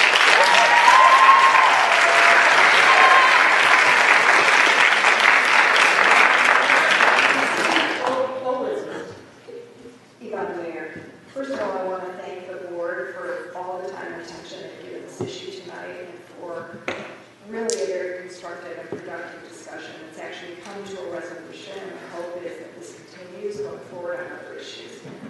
More importantly than thanking you, though, I want to thank these students for coming forward and expressing all their appreciation. And I would say one thing, and I don't want you to take it as a criticism, but you should have asked the students for their opinions and involved them before the last couple of months of board meetings where all these different changes have been proposed without really involving the students and the parents. And my hope is for future issues that impact students that you first ask the students, how is this going to change your education going forward at our high school and get their input. Now, a couple things. People are registering for classes, and I know you say you're going to direct the counselors, in particular at Central, that things are not going to be done the way they're being done at South, which I know for many students they're very grateful about, but you need to get the word out in an email to parents who aren't here. They shouldn't be hearing about it when their kid comes home from their meeting with the counselor, and the counselor says, do you want to study hall, or do you want to take a class? It may not even be explained. Kids still may not realize they could actually take a class now rather than to do an early bird class. So I really feel like something needs to go home to parents immediately because these classes are being registered for, and specifically for kids who registered last week. This may change what they signed up for, and they have to have an opportunity to go back in before their counselor. On the going forward, I'm glad this is not going to impact my kids. It's not going to impact any of the kids that are in the school now, but it is going to have an impact if you phase in a change that goes to a seasonal exemption, even 4 years from now.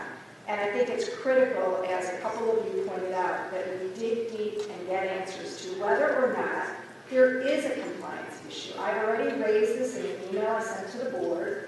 And nobody from the administration, to my knowledge, unless it happened today, has called the state agencies that actually oversee compliance and said to them, this is what we're doing at Central.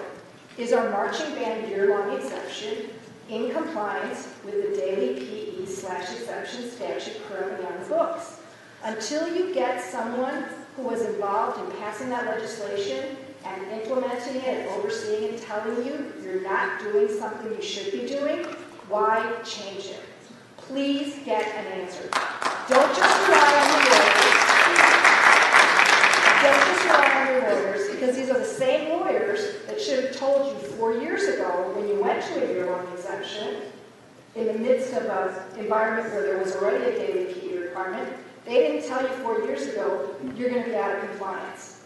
So you got to get answered, and it's got to be from the state. Finally, somebody pointed out to me that LT has a parent committee that gets involved. It's a student-parent-faculty committee that has conversation and discussion anytime proposed changes are made. I would urge you guys to implement something like that at Central as well. Thank you.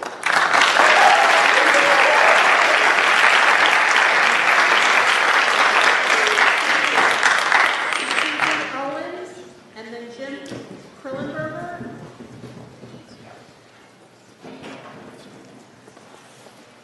Susan, Jim, Tina Rajan.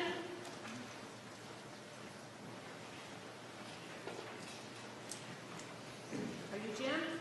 I'm Jim. Okay, and then after Jim would be Tina or Scott Hendrickson. My name is Jim Krillenberger. I'm a parent of a band member and District 86 taxpayer.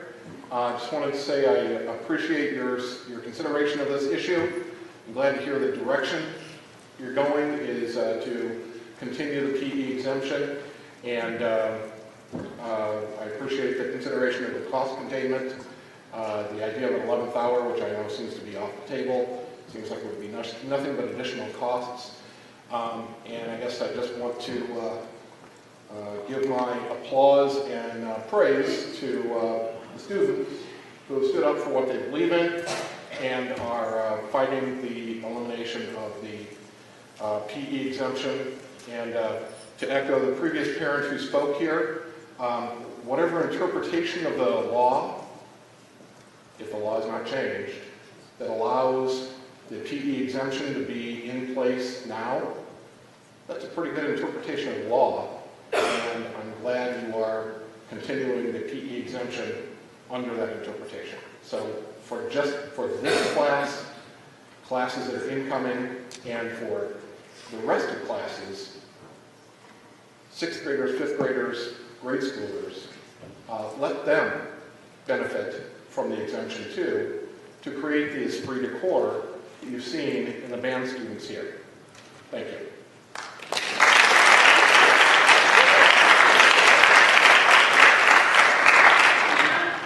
And then Scott Hendrickson. Tina Rajan. I am so proud of these students, and I really appreciate what they've said so far. And for the parents who've spoken, we've also expressed a lot of the viewpoints that I've had, so I won't dwell on it too much. Again, I have the same questions. I am encouraged that the current students are not going to be affected by any of the decisions, as well as the 8th grade that's in the queue, who have already made the 4-year plan. But as you're considering those future students, and you're thinking about a more permanent solution, the question that still is out there is whether we are in compliance. I've heard we are in compliance, I've heard we're not in compliance. I don't understand if we are not in compliance, then how Hinsdale South would have a 1-year exemption and we wouldn't. So I think we need to first determine whether there is compliance here. And if there is compliance, then I strongly urge us to have the more simpler approach, which is the Hinsdale South approach, where that 1-year PE exemption is provided. And I also don't understand why currently today the students who have the study hall period, why they aren't, if they do want to have an elective, be allowed to do that. It just doesn't make sense to me. I think that that's a decision that really shouldn't be up to the school board or the school administrators, but it's a decision that needs to be made with the student, the hall, that's perfect, that's great. But if they don't and they want to explore other electives, they should be allowed to do that. If you do consider that 11th hour consideration, if you determine that you have to be in compliance, that it is a daily PE requirement, and you need to have that, then I do want you to consider also, and I think Mary had brought this up before, about the transportation issues. The last thing I want my kid to do is sit here and wait until a 6 o'clock late bus just because there is a class that's less than 50 minutes for an 11th hour. So please take that into consideration, because we'll have a lot of students here either sitting waiting for that transportation or parents being inconvenienced to try to get that transportation. And finally, I want to note that as I was looking at that statute, the state mandates that the school has to have mandatory daily PE. It doesn't say for how long. So as you consider different solutions, also consider whether that can be incorporated in the thank you.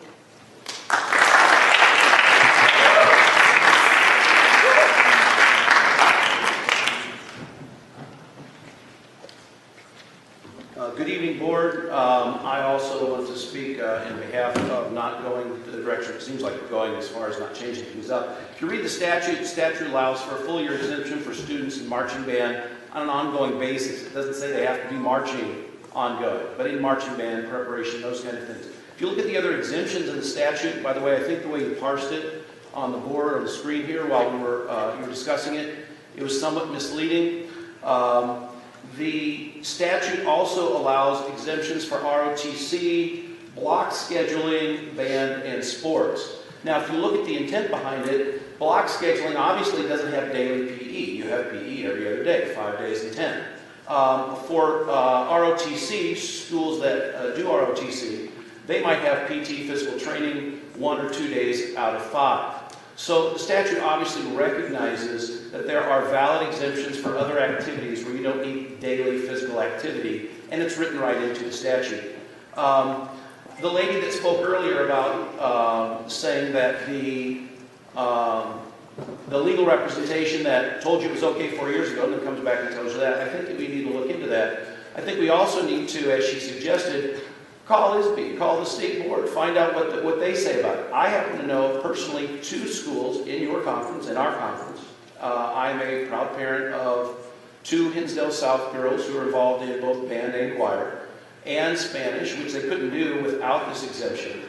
I know of 2 schools in our conference that have exemptions for both band year-round and ROTC year-round. I also think it's somewhat laughable to assume that the state's going to come in here all of a sudden and remove some sort of certification or standing or whatever to the finest schools in the state because we have an out-of-compliance band exemption. I think that's really laughable. I don't think that we're going to have that kind of a problem. We're too good of a school, too good of a district, too good of a level of achievement here when we're following the law, the statute as it's written. Again, thank you for your time this evening. I apologize I did not say my name at the beginning. I am Scott Hendrickson. I have 2 daughters at Hinsdale South in the Bands program. Thank you.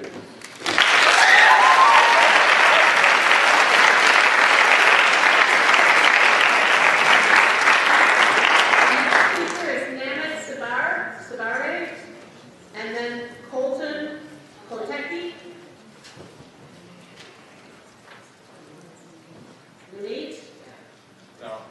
Is Nate here? No, he's not there. Okay, Eric Colton? Yes, I am. Thank you. Wow. Yeah. All right. So I just want to thank you guys for talking about this issue and how you're not going to make any immediate changes. But as far as it goes in the future with upcoming classes, and you guys being worried about following the rules that the state legislation has put down about physical activity and stuff like that. I know marching band, the season, competition, stuff like that, only goes to a certain part of the fall. But I know in Hinsdale South, our marching band will continue to do parades Thanksgiving and Veterans Day and Memorial Day, and we'll do hallway marches all through the winter. We perform at the 4th of July parade in the summer. And marching band, even though in like competition sense it doesn't go all year round, the marching and the activity of like carrying drums and learning how to march and all that stuff and parades, that continues throughout the entire year. And so because of that, having a full year exemption for a marching band only makes sense. So, thank you guys.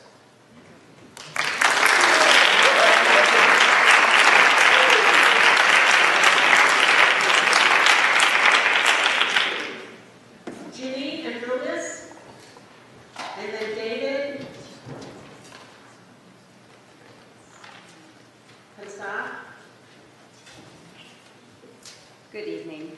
I feel like I came on the wrong day because I'm on a different subject. I'm the parents of a 2016 Hinsdale South graduate, a current senior, and a future Hornet, who is in the band, so thank you. I support the board's effort to rebalance the district population through promoting the many strengths of Hinsdale South and developing further opportunities to entice students to Hinsdale South. This is an exercise in building our district, not breaking our schools. I've heard suggestions of offering unique programs at South, and yes, the IB program is one of them with a longer horizon. However, aren't there other opportunities that can be pursued in the meantime? Ideas such as offering new AP classes, a dedicated STEM curriculum that takes advantage of South's science labs. Shortly, you'll hear about the science programs within the district. Both schools have equal offerings, but South has adopted a progression that best fits the needs of its student body. It's not a lesser program, it's a different program that works for us. Almost 1/4 of our students participate in AP classes. Pay attention to the gains that South earned since adopting the physics-first curriculum. In fact, with fewer pupils, South had more than twice as many students enrolled in AP biology than Central in 2016, and more in chemistry and physics C mechanics. Look at the presentation. South has a slightly higher percent of students taking greater than one AP science class than its peer school. We are doing incredible things in the STEM world. Let's make South the district science school. These are just some examples of why Hinsdale South is a great school, and we need to sing its praises.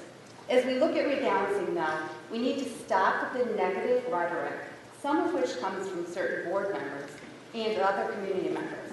For those of us who have children who attend, those who are active in school, and those who are firm believers in all that it has to offer, let our voices be heard, because it is only those voices that will persuade others to come. Thank you.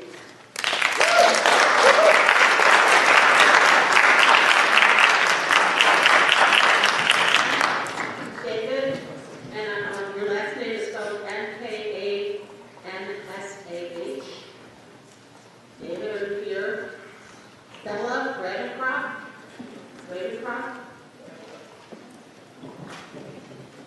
And then Chris Cabrilla.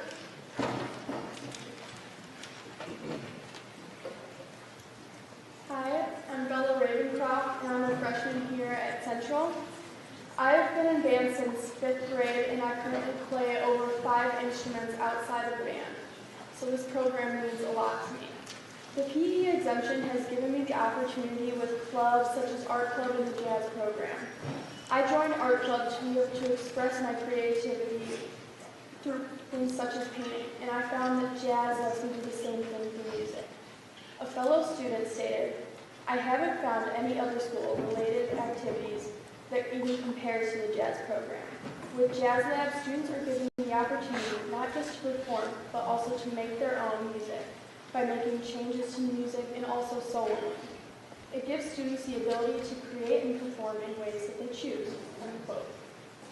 On the topic of extra activities, Hinsdale Central is proud to host many successful sports and activities, and many of the band students are involved.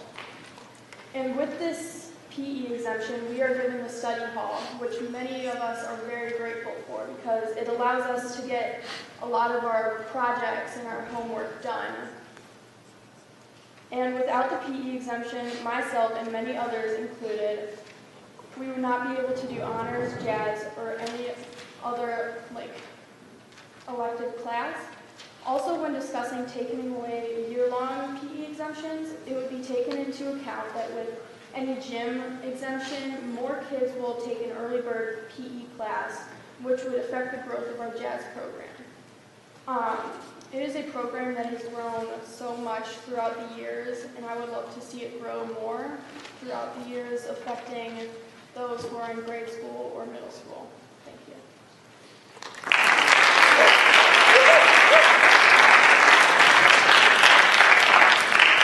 Chris Cabrilla, Ajay Patel.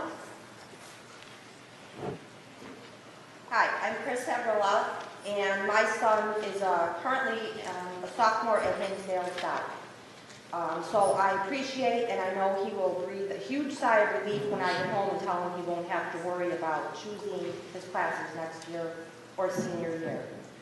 He's been in band since 4th grade, and I hope that future students can have the same benefits and to take into an account of some of the things and points that he gave me. Not every kid is a sports enthusiastic kid. They do not want to be on the soccer team or the baseball team. For many kids, band is everything to them, and they really take band seriously. And as you heard, pretty much almost every kid that was up here, and my son is the same. He's involved in all honors and AP classes, which monopolizes so much of his time. Now, at South, he does take a study hall, and he is also involved in jazz band. So early bird, he has a jazz band. For future youth, or future students, this would not be possible if he had to do an early bird PE. During study hall, he gets quite a bit of his homework done from the classes that don't monopolize so much of his time. AP Euro, he's in AP Euro right now, and I am telling you, that kid comes home, he literally has very little time for extracurricular activities. He's in Scouts, he just did his Eagle Scout project. I mean, he wanted it done a long time ago, but because of how much time it takes to do these other types of things, it's just very difficult. He's doing homework from when he comes home till practically when he goes to bed. Now, so that after-school option would also dig into his time. He would not be able to do many of the things. It's an ultimatum. Do you do some of these extracurricular activities? Do you give up band? Do you give up your study hall? And then if you have to give up your study hall and take gym, do you give up a Spanish in the 3rd year that you really don't have to take, or further your educational opportunities? Do you drop an AP class because you don't have the time to do everything? Also, please take into account that if these kids have to give up one of these other things, it's affecting their whole future educational aspects. I believe it's a detriment, and the detriment outweighs the benefits with this PE waiver. Many of these kids will be losing out on character building, teamwork, AP classes, furthering their education for college. The community would also lose out because they would not be able to be involved in Wounded Warrior, Habitat for Humanity, or many of these other things that these kids do. So please think about all these other ideas when you decide for the future kids. Thank you very much. Next speaker is Ajay Patel. Good evening. My name is Ajay Patel, and I am a parent of a 9th grader marching band exemption student, as well as a parent of a 2018-2019 incoming freshman. So my purpose here when I originally came here was much different than it is at this hour after 2 hours of listening and understanding your support. So 5 years ago, as we heard today, our marching band program was not as it is today. If we do make the change today, how do we know the marching band program will not end up in the same way, much less than 200 plus students? Marching band program, just like anything else, is a peer-based. Just like peer pressure exists in making wrong decisions in children, peer pressure exists in making right decisions. My daughter, she had a friend joining marching band. That's why she joined. She's very happy to hear from the text I sent her that the decision is to stay for her entire class year. I'm sure everybody else knows that by now, right? So if you look at it, the decision for 2018-19 is 18 months from now. Do you need to make the decision now, or do you want to hear about what the parents and the students of the 2018-19 school year have to say, either to you as you progress over the next 6 months, or to the next board, and then let them make the decision, because the decision you make today in the next 60 days may impact the parents who have not had a chance to come and speak to you. So I do believe that waiting and not forcing their hand by putting an agenda on the list for them to act on is the best thing to do, and let them help with the incoming students, parents, make the decisions. Thank you.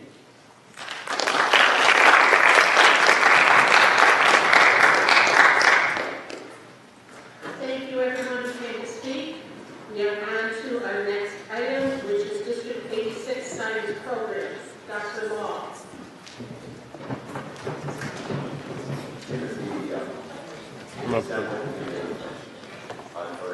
Yeah. You want us over there? You got a pen? Program is the board tonight we are looking at science. We have Ms. Fernandez, who's the department chair at Control Central, who is the department chair at Control South. You have their presentation. This is not the best environment. The audience can see the screen, so you can let us know what slide you're on, so make sure the board's all lined up. Okay.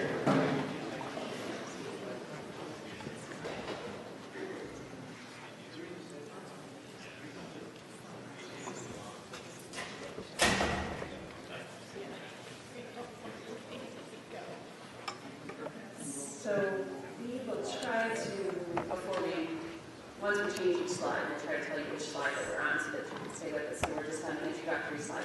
So I'm Lisa from Hinsdale Central, and this is Julie from Hinsdale South. I know you've already had a long evening, but we just wanted to thank you for giving us this opportunity to talk about the science curriculum in District 86. Because of course, there's nothing that we like more than to talk about science. So thank you very much for that opportunity. Slide number 2. What you see on slide number 2 is our goals for District 86 Science Program. You'll see a map in the lower left-hand corner. I'm A, Julie's B, Hinsdale Central is B, Hinsdale South is A. We might start and have a different pathway, but we ultimately get to the same goal. And that is to accomplish the 4 stated goals above. So number 1, to provide access to STEM education. That's science, technology, engineering, and math education within our curriculum, as well as to meet the next generation science standards, which Julie will talk about in just a minute. We want to prepare our students for post-secondary education. We want to address the student academic needs, and we want to encourage students' interest in science. And quite honestly, if you were to ask any science department chair from any school in the Chicagoland area, I don't know that their goals would be any different than the goals that we have stated above. Every science department wants to meet the standards. They want to provide opportunities for students in post-secondary education. They want to address any student needs that come before them, and of course encourage students' interest in science. If you were to take out the science and put English in, they would probably have the same goals as well, meeting their standards, helping students to attain post-secondary opportunities, as well as the other goals listed. So we're not unique in these goals, but these are the goals that we work very, very hard to attain for our students. Slide number 3. We wanted to start with an early slide of the next generation science standards for 2 main reasons. One, the next generation science standards contain the lingo that Lisa and I are very familiar with and that our science teachers are very familiar with, but they're not really in the common vernacular. So we wanted to kind of start off with a little bit of a foundation on what the next generation science standards were. And the second reason we wanted to put this slide fairly early in our presentation is because this is what really drives our curriculum. If you look at slide 3, you will see that we've got 3 circles of content. And I think if you were to poll parents and ask them if you had to divide science up into 3 content areas, what would they be? We think they would probably say biology, chemistry, and physics. But if you look at the next generation science standards, the three that they have divided it up into is actually earth science and space science, physical sciences, which is a combination of physics and chemistry together, and the life sciences. One thing we really like about the next generation science standards is how they cover science in a very rigorous manner, and it's also very current science. The other thing we really enjoy about the next generation science standards is that the creators recognized that STEM, the science, technology, engineering, and mathematics, that's not a standalone class. That's something that scientists use every day. They use it to learn science and they use it to apply science. And so you'll see within the next generation science standards, STEM's integrated throughout the standards. And so we enjoy that a lot because that allows us to get STEM into our curriculum on a daily basis throughout all of our classes. If you go to, actually look at the green circle for a second, look at the word in there, heredity. And what I want to do is I want to blow up that standard of heredity just to give you a feel for what these standards look like, which is on the next slide, slide 4. This is the entire summary of the standard that falls under life sciences heredity. Way too much for you guys to read right now, but I just want to kind of point out a few key ideas. The first is at the very top. We've got 3 performance expectations, which you can see if you read them, they incorporate STEM. They're also at a very high level of analysis. Then if you look at the blue box is where we have guidance on how to actually connect these standards and the performance expectations directly to STEM within the classroom. So we have binders of this, we have entire websites, and so this is what our teachers use as we revise our curriculum and as we continue to make sure that our curriculum is meeting the next generation science standards, which are also the Illinois science standards. They were adopted by Illinois in 2010. And also how we can make sure that we're exposing all of our students to STEM in the classroom. So this slide number 5 is just a reminder of what our goals are as a district. And so what I'm going to do right now is I'm going to explain how, at Kinsale Central, how we meet and attain these goals. So I've been at Kinsale Central now for 24 years. 16 of those years has been as science department chair. And I think that my greatest challenge posed to me is to maintain the effort, is to not only maintain, but to really encourage our students to go beyond what they ever expected that they could do. And so we have a tradition of excellence, but how is it that we can push them even further than they thought that they could go? And so how do we go about making sure that every single student in our classrooms, whether it's the highest achieving student or our students that come to us with deficits, how do we make sure that we are challenging each and every one of them? So slide 7, this shows all of the courses that we offer at Kinsale Central in the science department. And I tried to group them together to match the next generation science standards. We've got our life sciences, we've got our life science classes, our earth and space science classes, and then our physical sciences. And so each of these classes helps in some way to attain the next generation science standards. Within each of these courses, our STEM education is woven into it as well, so that, as Julie mentioned, in talking about STEM and the next generation science standards, it is a part of their daily curriculum. Goal number 2 is making sure that students are prepared for post-secondary education.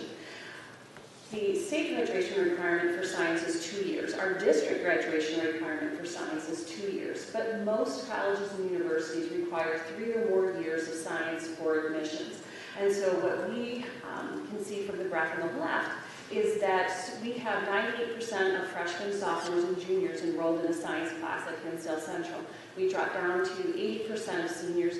So as you can see, a majority, about 80% of our students take at 4 years of science at Kinsale Central. When I started, excuse me, sorry, that's really quick. When I started in 2002-2003 school year as science department chair, we had 104 students enrolled in an AP science course. Now, currently, this year, we have 481 students enrolled in an AP science course. That again is helping to achieve that goal of preparing students for post-secondary education in science. They have a chance, they have an opportunity to be exposed to college-level curriculum while still in high school. And so in terms of the number of students that are enrolled in science and in the students that are exposed to a college-level curriculum, we feel that we're also meeting that goal. Goal number 3, addressing student needs. So we talk a lot about AP classes and are we challenging every student that comes to us?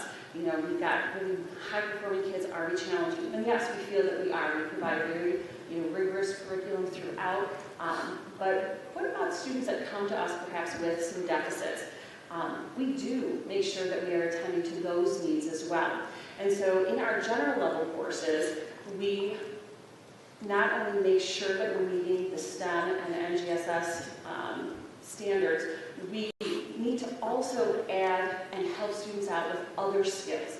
So one of the skills, just one example, is reading. So we don't believe that reading should only be taught in English classes. As science teachers, social studies teachers, any teacher, we're all responsible for literacy. And so within our general level courses, we go that extra mile in terms of teaching literacy. Students that come to us, they are typically below grade level in terms of their reading. So in this slide, if you see, we've got students that come in, and we do need to use Explore data and ACT data because that's the historical data that we have.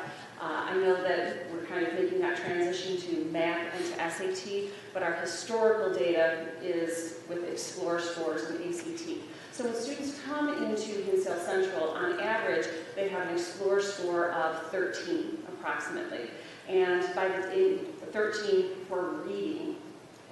And on their ACT, we have managed to move them up to a score on average of 21.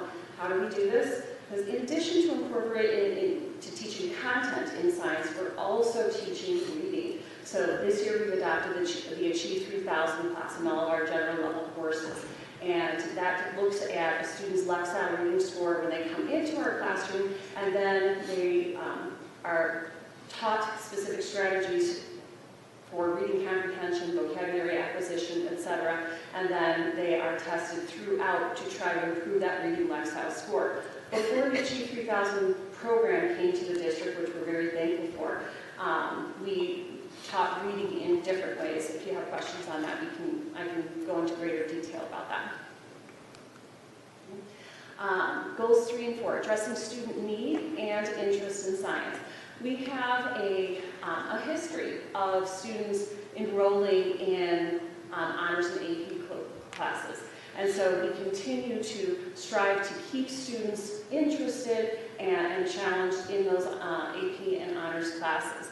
The graph on the right, slide number 10, I think this is the one that we're most proud of.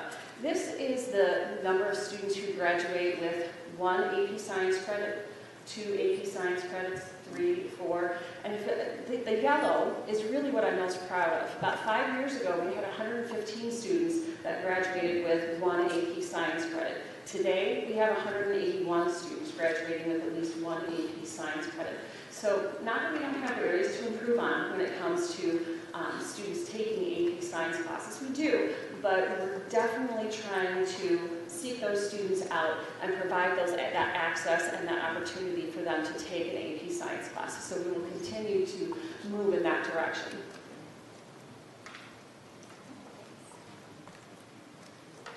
All right, I'm going to show Hinsdale South data. They'll basically mirror what Lisa presented. Again, focusing on the same shared goals that we have with our science departments. But again, you might see a slightly different path in how we get to those goals. The first goal that we have about providing access to STEM and the NGSS, Hinsdale South approaches this goal by providing students with our program of studies. And you can see on slide 12, these are the science classes that we offer our students. You will notice that they are in a sequence. So for freshmen, they take a physics-based course. It's either geophysics or physics honors. Once they learn the basic physics, the graphing, and they start applying their algebraic skills into more STEM situations, once they gain a handle on that, then as they move into their sophomore year, they take chemistry.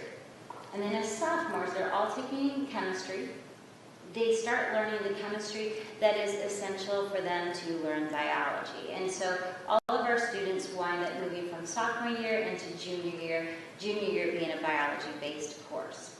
So you can see from the sequence, it's a definite sequence, there's an alignment, but there also is a way for us to make sure we're hitting the NGSS, all three content areas. The majority of our students hit all three content areas by the time they are juniors. Our sequence is unique, right? Our sequence is something that we didn't just come upon and do very quickly with this transition. It took us a very long time. So I wanted to spend a short slide on the briefest of history of how we actually made this transition. In about, I'm going to say, the fall of 2004, we started looking at our data, and we had one question we were trying to ask ourselves and the data. How can we better meet our goals for our students? And so we looked at the data, we basically gathered many, many voices. We had our teachers form task groups. We involved our building administration. We involved district administration to look at the data with us and to hear our ideas on how we might better meet our goals. We also worked with our sister school. I think this was one of our times where Lisa and I bonded a lot through my early years of being in the district. And we also consulted the research literature, and we went and visited other schools who had made a similar sequence change. So we went to Northside Prep, Deerfield, New Trier, Argo, and a few other schools that did this sequence change, and we learned from them what worked well for them and what was a challenge for them, so we could take that as data for us as we considered any changes or innovations we were thinking about for our students. After some time, we decided that the PCB sequence seemed to be the best fit for our students. This would be something that had the best opportunity to move our students closer to the goals that we had for them and for ourselves and our school. So once we received school board approval, we began the training and we began the transition with the entering class, the freshman class, in the fall of 2008. So here's some of the data. In the blue bars on slide 14, you'll see some of the data that was pre our transition to PCB. And I'm showing you that just a little bit to show how we are moving in the right direction as far as meeting our goals, but also so you can see some of the data we considered when we were thinking about how we could better meet our goals with our student population. So if you look at the gold bars, this is where we are now. We've got the average percent of a class enrolled in science. And you see this mirrors the data that Lisa presented for Hinsdale Central. So we're moving in the right direction by getting more of our students taking 3 or more sciences before they graduate, which is really important for them as they enter into their life post-Hinsdale South.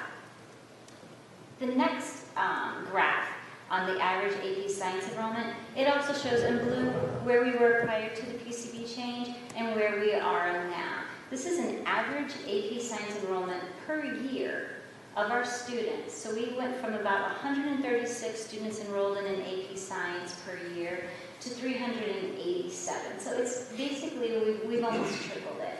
And so we're very happy with that because we feel like if we're going to be preparing our students for life after South, we need to give them as many opportunities to see college-level curriculum as possible. And I think that for this goal, we're definitely moving in the right direction. That we're meeting this goal, I think, fairly nicely. Goal 3, this is about addressing student need. We have a class called Geophysics Academic Reading. So it's our freshman level class, and it's focused on students who struggle academically or who read below grade level. This class is analogous to the class that Lisa described, the general level class that they have. And again, our goal, and both of us, we recognize students who come to us and struggle with reading, that's not good. We really want them to read better. They're not only not going to understand science very well if they can't read well, they're going to struggle in their lives. And because we focus on educating the whole student, we really want to make sure that we're helping these students who are reading below level catch up to their peers. So on slide 15, if you look at the slide that would be on the left-hand side, we have kind of a graph showing the freshmen who are in academic reading and where they go their sophomore year.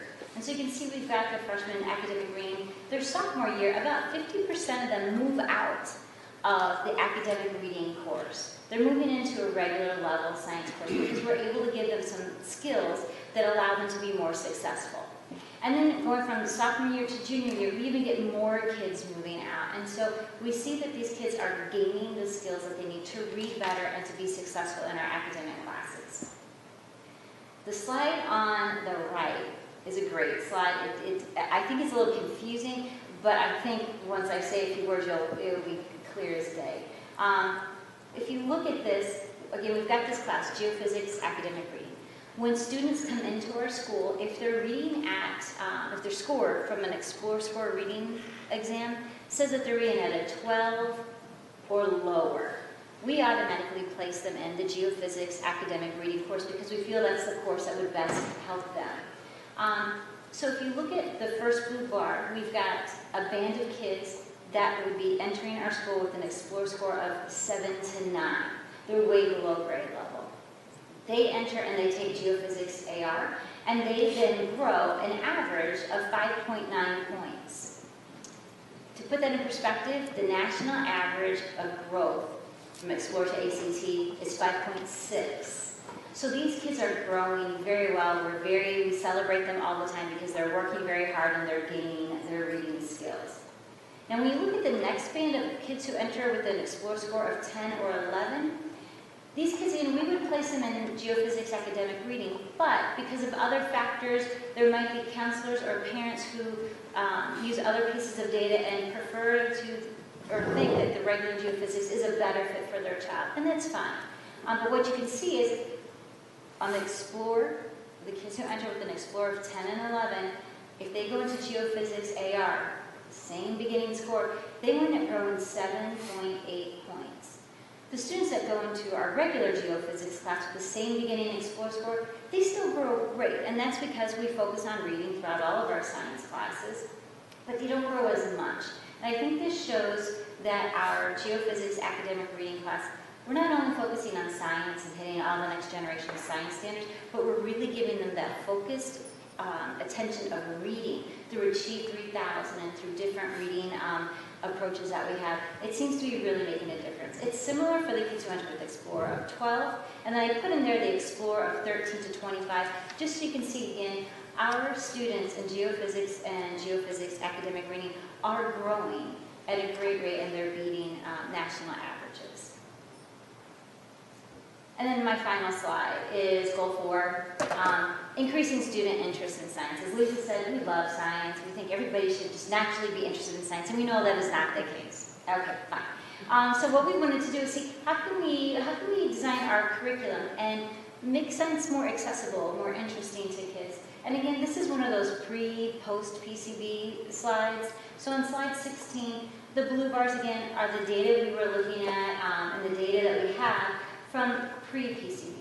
And you can see on the slide to the left, students in freshman honors class, we had about, prior to PCB, about 21% of our freshmen in our honors class. And then it would go up a little bit the sophomore year, but then we get that drop off junior year. And when we would look at this data, we would realize this isn't what we want to see.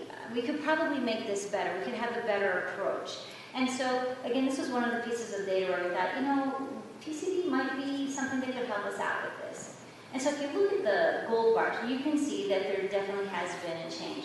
We've got freshmen enrolling in our honors classes at about 30%. And then what happens is sophomore year, that goes up to 35%. And the question is, where did those extra 5% of kids come from? And they came from our regular geophysics class.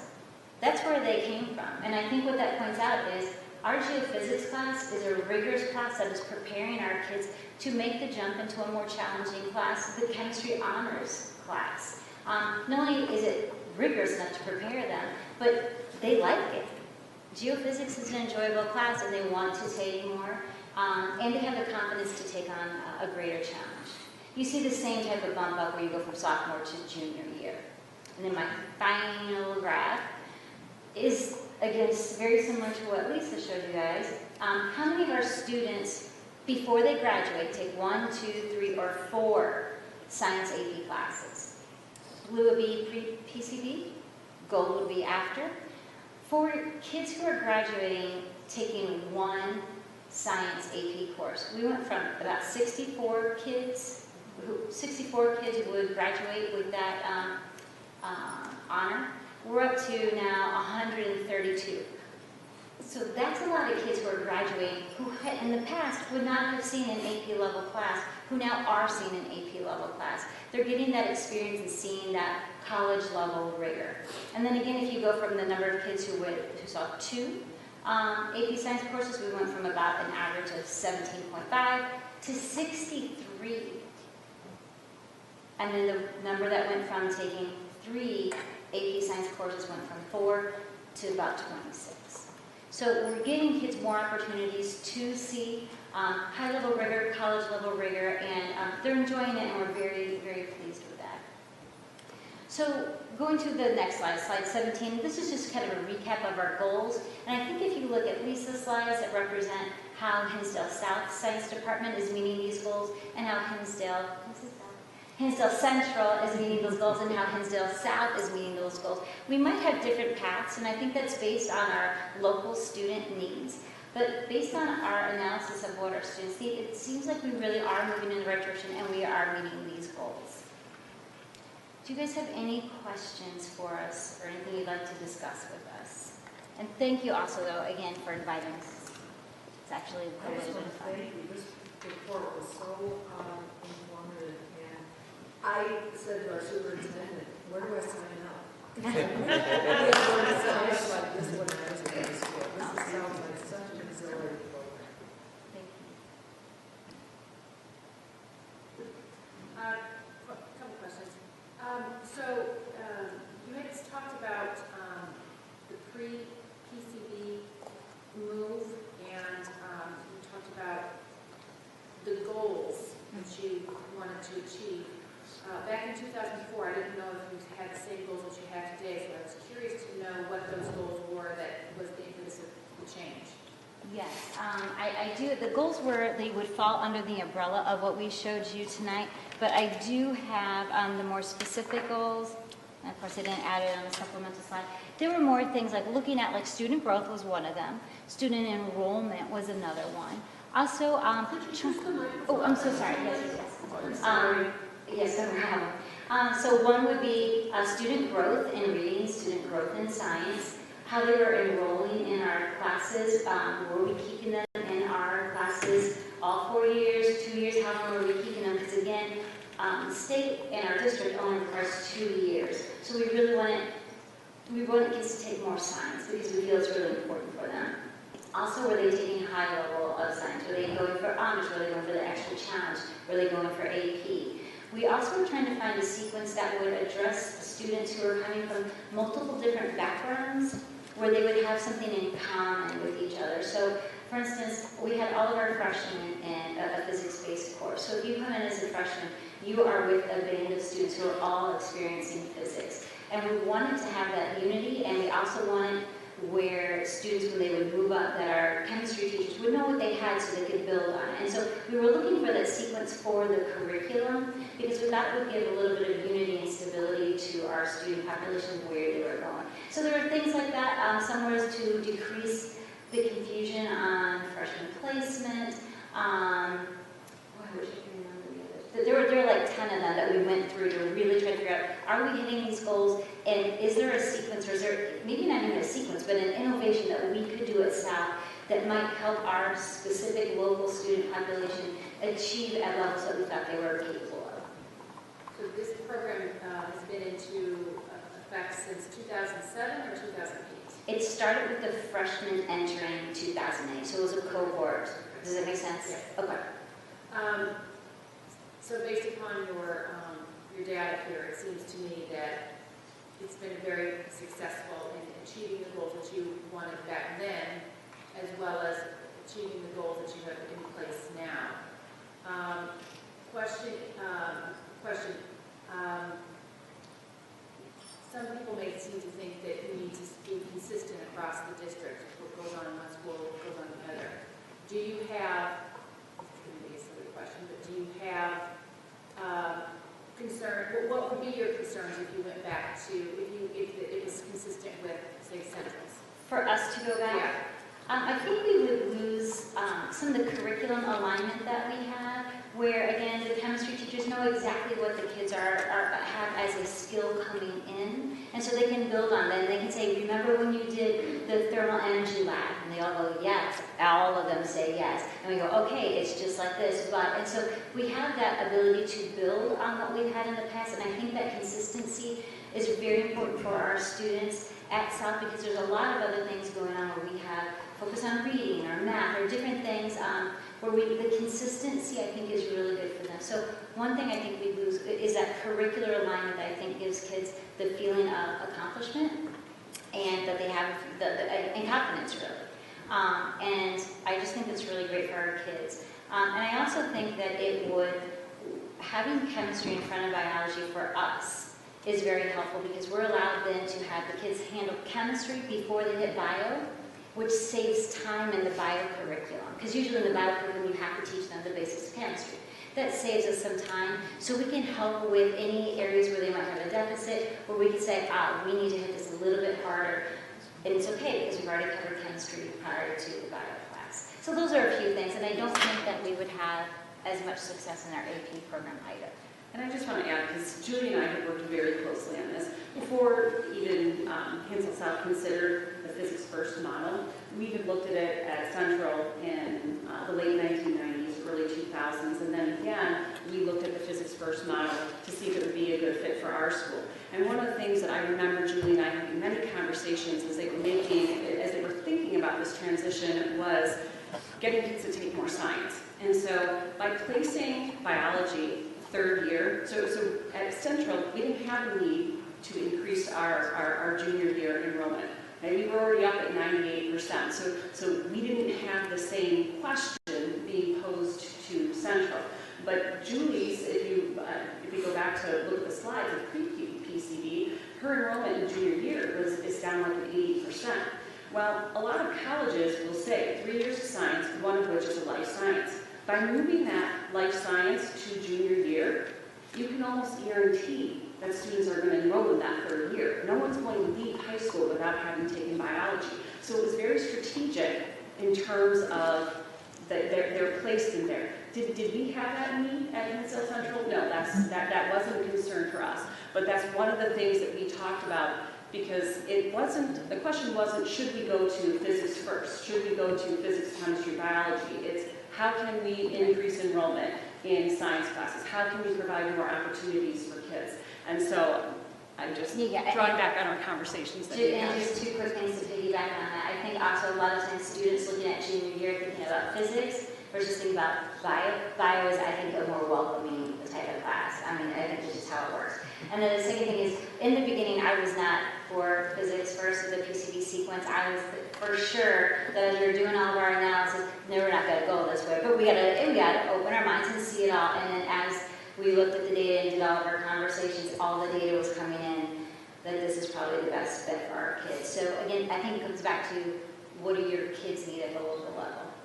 I would have to commend you on the increase in the numbers. What the data shows is I think, pretty remarkable since that program has come in. My question is to both of you, looking forward, looking into the future, into the STEM and the next generation. Where do you see this science program going for each school, for the district? Where do you see it going, and what do you need from the board to get there? It's a great question. A lot of what we do is based on what we see, is based on student need.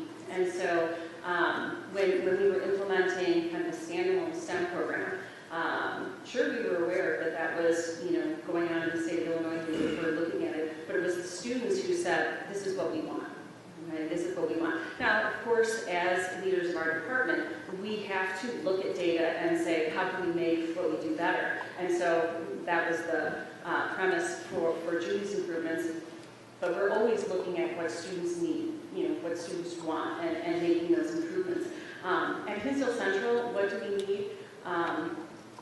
Nothing that you haven't heard already. We need more space, right? I need more science labs. I've got science classes being taught outside of a science lab. Which is not right? It's not good. We do remarkable things. We have remarkable kids, and so we'll do what we can with the resources that we have. The board has always been extremely generous when it comes to our supply budget, in terms of just budget in general. And we would ask you to continue to support those supply needs because we are a supply-intensive department. And so I'm always thankful for the resources that we have, because when you look to other schools around us, they don't have the resources that we do. So they can't offer the robust curriculum that we do because of the resources that we have. So what do I need? I need, in particular, more space. And then continued support. You guys have the Board of Education, the administration, they have supported our, we've batted different ideas around and we've brought new programs. We've been constantly changing over time. We're not static, we're dynamic. And you've supported us from the last 24 years that I've been here. And so I would say continued support.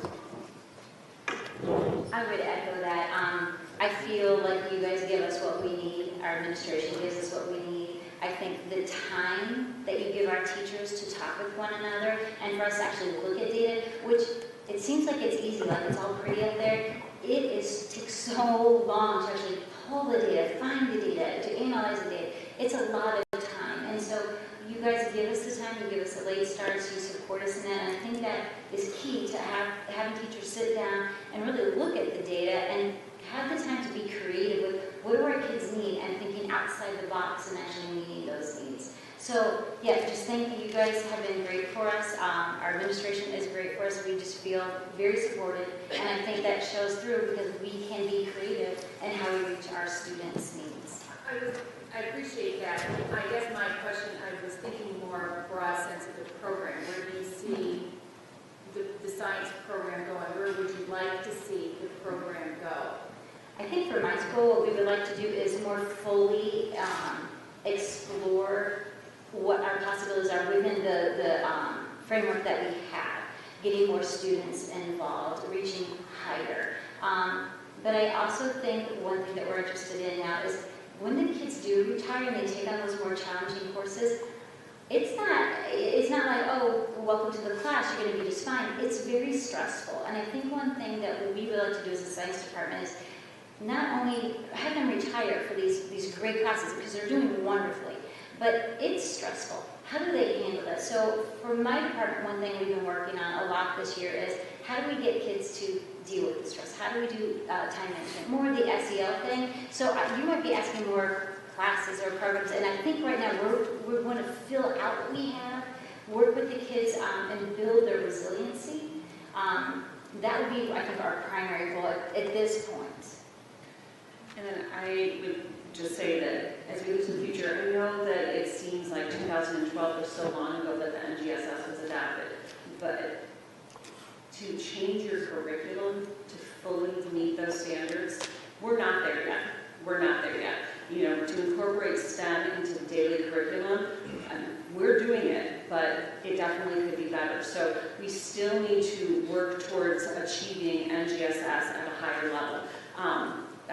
Personal goals, we want to see more Siemens and Intel semi-finalists and pushing students to achieve, they take our AP seminar and soon to be AP research class, but they're not taking that next step to apply for some of these higher prestigious awards. But yeah, we're looking into ways to try to encourage them to try to attain those goals.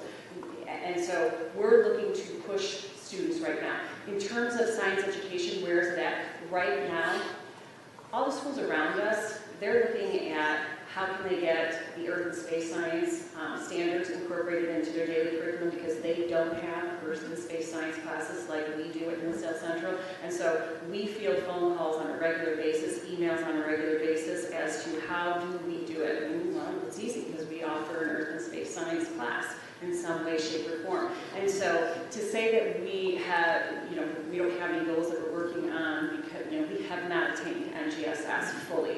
So that really, in addition to the SEL goals, which we're also working on in science at Central, one of the things that we're pushing this year is the idea of habits of mind, and that is pushing resiliency, persistence, problem solving, critical thinking, those soft skills that will help them in any class, not just science class, but that we're trying to foster that growth in science. And so I would say really we're still working towards fully attaining NGSS standards in our classrooms.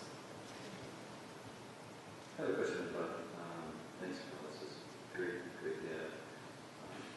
I think, I often see that the kids that are, really achieve well on the AP side, you've done a great job on that those are the good kids that are generally going to do well, like regardless of what car you put them in, they're always going to drive and achieve. But I'm more interested in the special ed kids with IEPs, and I saw some of the numbers are more clear from Dale South on that. But how much of your resource and your time are you spending on that? Because I generally don't think that we're doing as good a job as we can at it. People that are high achievers are going to do well, in my opinion. But the kids in the middle and the bottom, I think we can always do a better job. So what are we doing in Dale Central to address that? Believe it or not, so some data that I pulled as we were preparing for this presentation was I looked at the average growth of students who earn kind of what our cutoff for Explorer would be, which would be a 15 and lower, and what their average growth was from Explorer to ACT. And those aren't necessarily just those aren't students that are only enrolled in general level classes. Some of those students would be enrolled in regular level. It's 10 points. And then I looked, and surprisingly enough, when you look at students that have 16 to 25 on their Explorer, and their growth from Explorer to ACT, their growth was also 10 points. So we are meeting the needs of those special ed students. Special ed students does not mean low-level kids. Okay? Special ed students, you can find them in our AP classes. We have students in AP and honors classes with IEPs, and we have students in our regular level. In our general level courses, not all of our general level courses are co-taught. Not all of those are students that are heavy with IEPs. So, if you look at kind of report card data where you disaggregate the data for just IEP students, yes, they don't, just that specific population, they may not show as much growth. I don't have those numbers. I didn't pull IEP students, that subgroup, and look at their growth. But we are making great gains in South Central, and they do grow more than the 5.6 average from Explorer to ACT. So we definitely and very specifically target those students as well in terms of making sure that we give them just as rigorous a curriculum as we do our high-end students. At one board member, I'd like to see that data, and once you start looking at it, I'd like to see that we put more time and resources in that area in particular. That's just me as one board member. Second question I have is back to the question of why over time we're not trying to have one science program in the district. I understand beginning if you're trying to develop and entice your students and get staff into a mold, but it seems odd that we don't have the same type of classes at both schools. It's just I don't get it.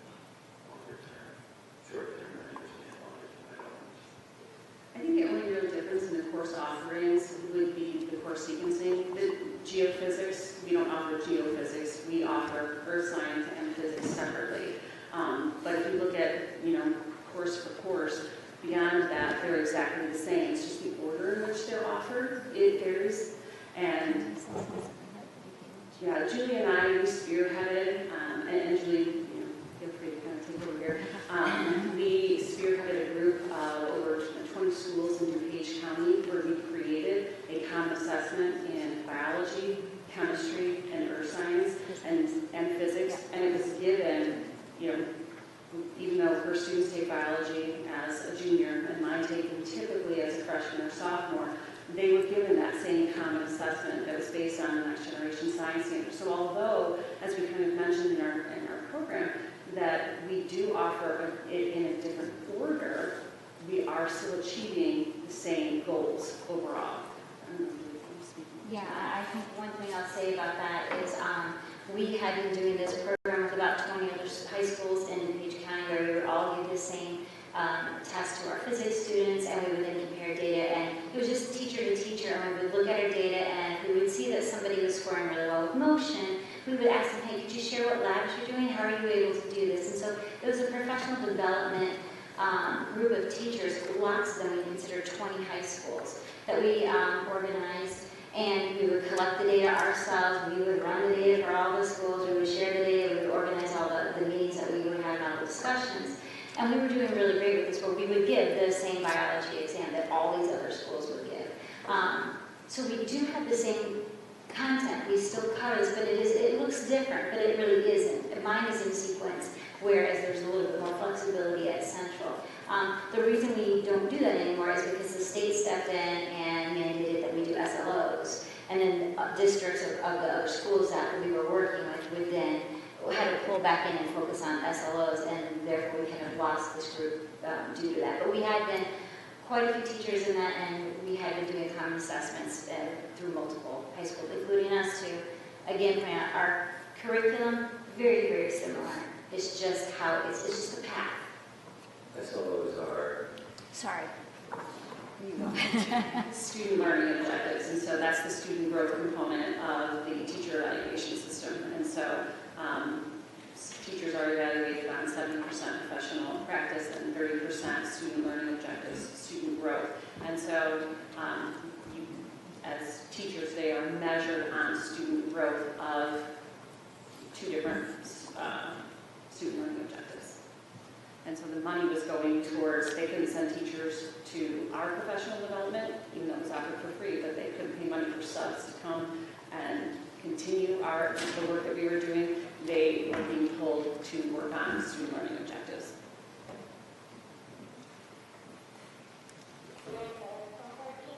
Yes, go ahead. Great. Well, Go ahead. Okay, thank you. Is the next generation training standard part of the board?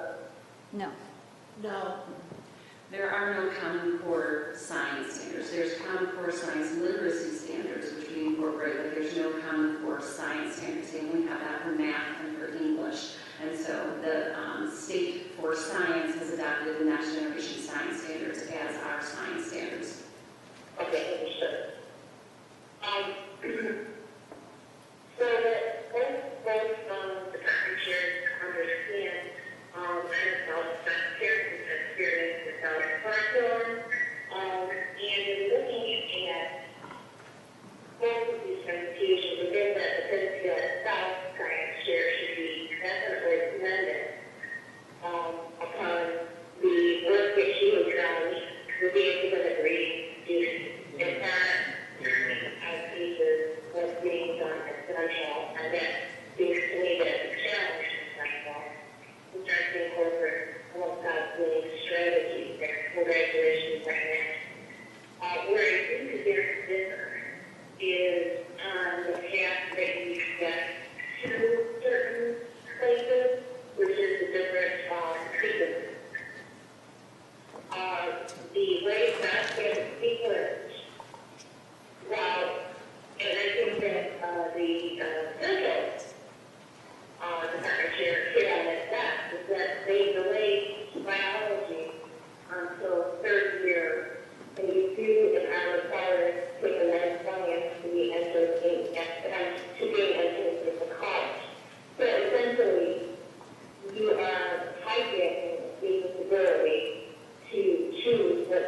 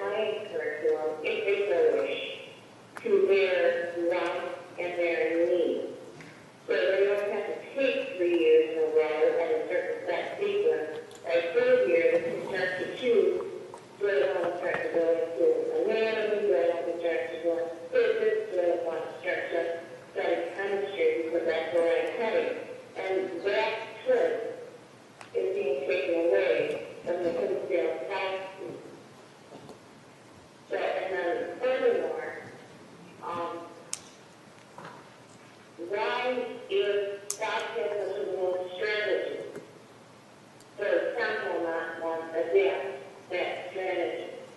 I'm kind of with added in that I don't understand how or why it could or should have been allowed to happen.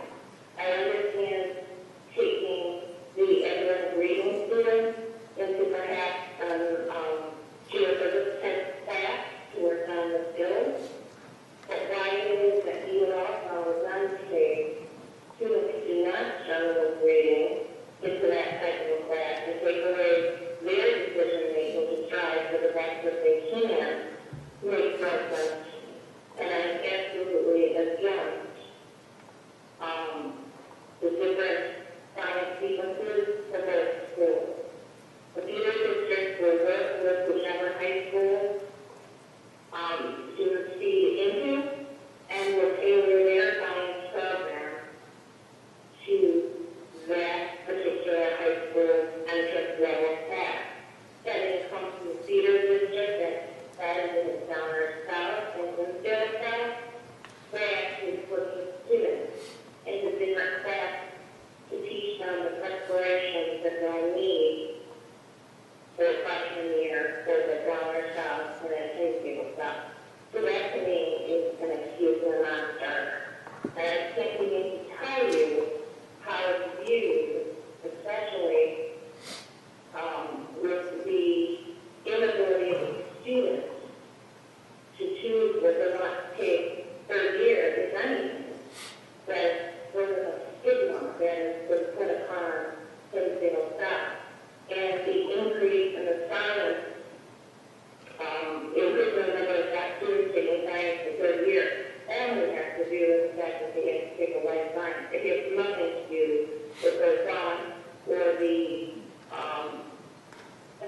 program or whatever the ambition that a certain student has. They have to take it if they want to get into college. Whereas at Central, that's not the case. They can go for 2 years and they can consider that into college. But they also have the ability to tailor their program. And I think that South's program is holding students back not to achieve in time. Central students have a wonderful percentage of them taking the STIR program, which we hear so many good things about, that has been up to their presentations and stuff there. And they take not only 1 year of it, they take 2 years of it. And it was extremely less, and it was actually very bad, that it's not even recommended by the guidance counselor. But in part, it's not recommended because we have to take their third year of biology, junior, or their third year of science, junior year. But I believe in my heart that the South program is actually holding students back. And I really don't want to answer question, but I do want to make that statement that I believe that we should be going towards one program, whether that's Louis or whether that's Lisa, I know not. But I think that we should be going into one direction. Because I think and I believe that it's also discrimination against the South students, so the Central students do not get these choices, while South students do not get these choices.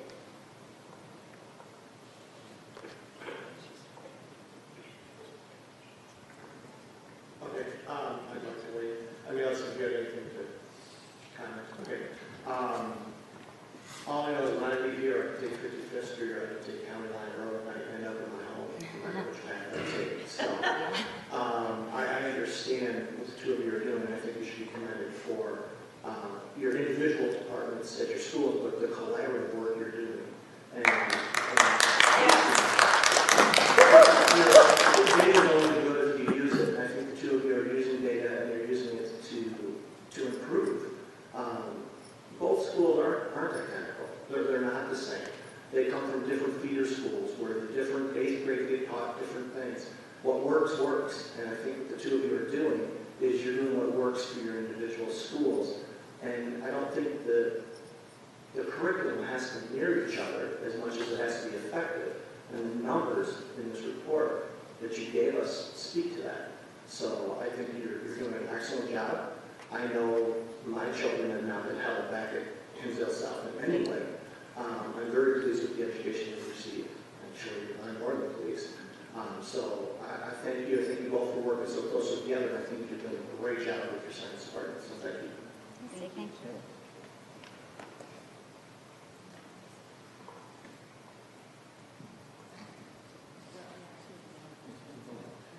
Okay. Seeing whether board members want to chime in, I want to say thank you again for your time, for the data. I echo Bill's comments that you have used the data to make it work for each school. Each school has its own unique needs. We don't put braces on both your cases because one needs the braces and one doesn't. So thank you for your time. I appreciate it. Since Kay's not here, we're going to move on. If there's any other follow-up, we'll be in touch. Okay, great. Thank you very much. Thank you for your time.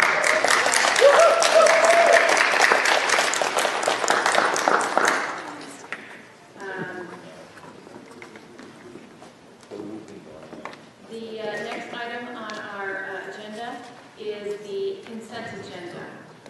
These are items which are general by nature, and we approve these every month. So are there any board members that would like to pull any item off the consent agenda?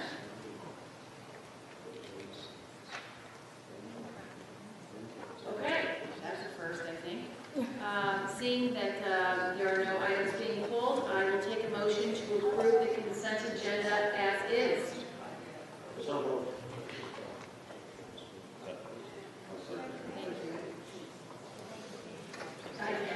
I have a motion by Bill Carpenter and a second by Ed Corcoran to approve the consent agenda as is.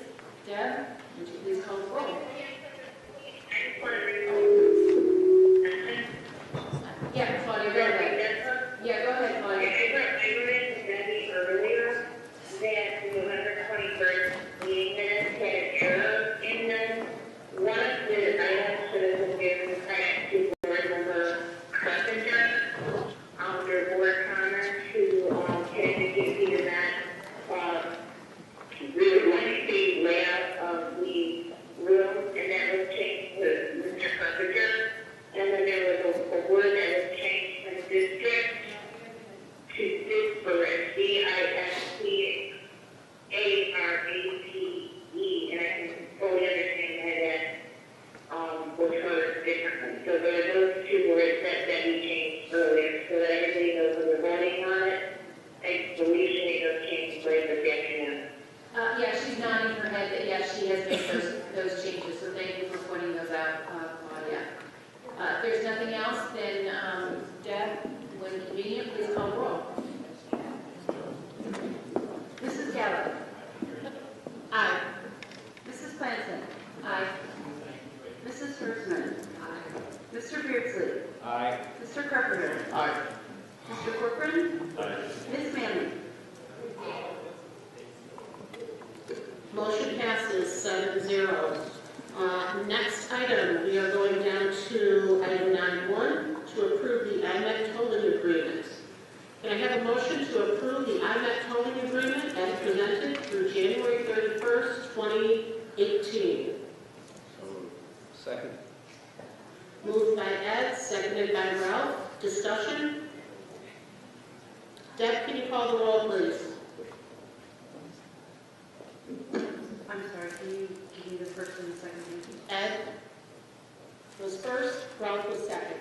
I'm sorry. Sorry, I'm going fast. Mrs. Planson. Aye. Mrs. Hirschman. Aye. Mr. Beardsley. Aye. Mr. Carpenter. Mr. Corcoran. Aye. Ms. Manley. Aye. Mrs. Gallo. Aye. Motion passes 6-0. Next item is to authorize the superintendent to engage 3 construction management firms. Can I have a motion to authorize superintendent to engage 3 construction management firms in the amount not to exceed $20,000 to provide cost estimates for projects approved to be placed on the April 4 ballot? Can I just ask a question, or should I wait until I do the Can we have a motion and then we can go to the question? So moved. I'll second. Jennifer gave the first, I seconded it. Now discussion. I'm sure it was mentioned, I just can't remember, is that 20,000 total or 20,000 per firm? Total, okay. Any further discussion?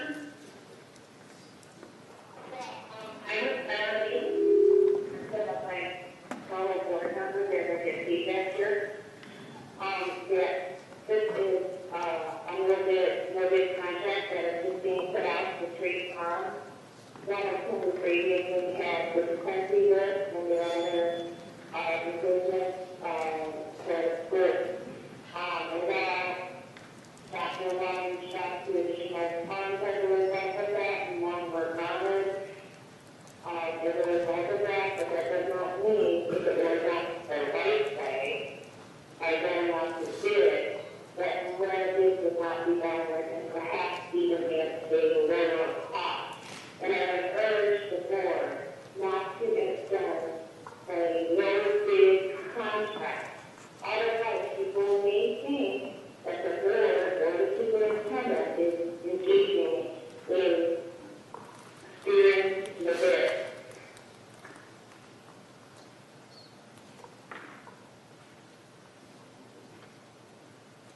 Claudia, you done? So which firms are you intending to use, Bruce? This doesn't have, this motion doesn't have the specific companies that you would engage and approximately what amount you would be paying each of these 3 companies. So the 3 companies are Gilbane and ICI and Pepper Construction. So the idea of having the $20,000 would give me the flexibility to make sure that all 3 come under that number. If that's the case, of course, there's no one expenditure that exceeds $10,000, but you know, the project together was 20. That's why it was in front of the board. So I've got that's why it's written this way. And you know, at the time we were also I was trying, when this was written last week, I was trying to engage other firms, but on this short turnaround time, one firm said they were too busy, and the other recommendation I got were for firms that I had already reached out to see if they would be able to do the work. So that's why it's really good. Okay. Yeah, I wanted to clarify that from the finance committee meetings now. So and in the finance committee meeting, I said that I'm opposed to you going with Gilbane because I don't believe Gilbane did a good job for us.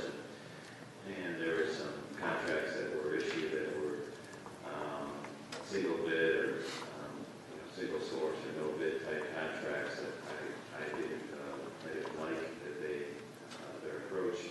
And also, I don't believe Gilbane did a good job for the district, especially on some safety matters as it related to the OSHA standards in execution of that, which evidently were passed directly back to the taxpayers. And so I'm opposed to using Gilbane, knowing though that they're big companies, and it's always sometimes just the people you get.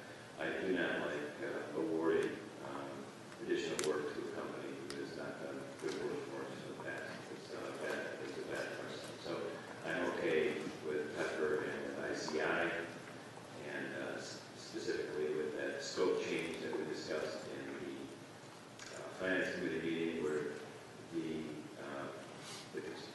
the firms will be looking at suggestions and scope adjustments, not just their versions of pricing and unit costing. So with those changes, I would like to see if there's a consensus with the board to not award it to Gilbane before we do this vote, or if I should make an amended motion later in that discussion. I have no problem going with Gilbane. They did a fabulous job in the 2012 build that we had, and their standalone firm, stand-up firm. They know what they're doing in school construction. I think it would be cutting our nose off to spite our face, not seeing what building does, along with ICI and Pepper. I'm fine with building. Let's also remember that there is in no way obligation to these firms that we will be using them if the referendum, when the referendum passes. So this is just to get numbers to sort of reflect, to ensure, our comment numbers are correct. So they're, so they are aware that this is not an obligation to do. So I understand. To provide for the partial cost. Yeah, there you go. So I don't have a problem using Gilbane because I know that this is just a small, finite scope that we are going to use these people for. So, I know there's been some consternation with, Gilbane's role in one particular thing. In recent past, but I still think, all things considered, I would value their opinion and their entry, just into this to do this much. It's a third voice, I don't think it would hurt us in this instance. I have one other question, Dr. Law. What's the approximate timing that, we're giving these three companies to get, the work product done? Because we know this is going to be tight. Referendum this and that, probably, what would we be asking them in terms of the timing to have the work wrapped up? I told all of them that, that the board should have reports back for the February 6th meeting. So that means that we need it, I need it a week from this coming Friday. Yeah, so that's a tight, quick turnaround. The other thing I want to mention is that trying to write this in such a way that it is absolutely clear that the scope of this is only cost estimation. It is not to do any construction management work. And I knew that there would be some concern, some board members about using Gilbane, but it's not for construction management. It really is just for cost estimates.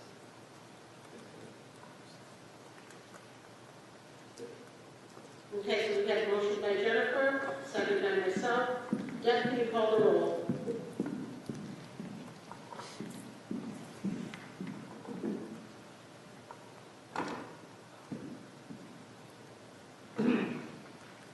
Mrs. Hurston.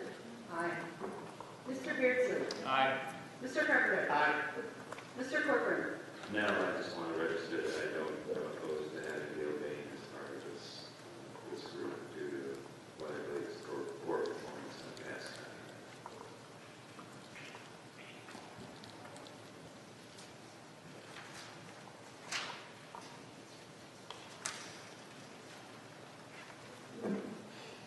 Ms. Manley. No, I'm voting no because I'm against anything that looks as if it has the appearance of impropriety, which it does.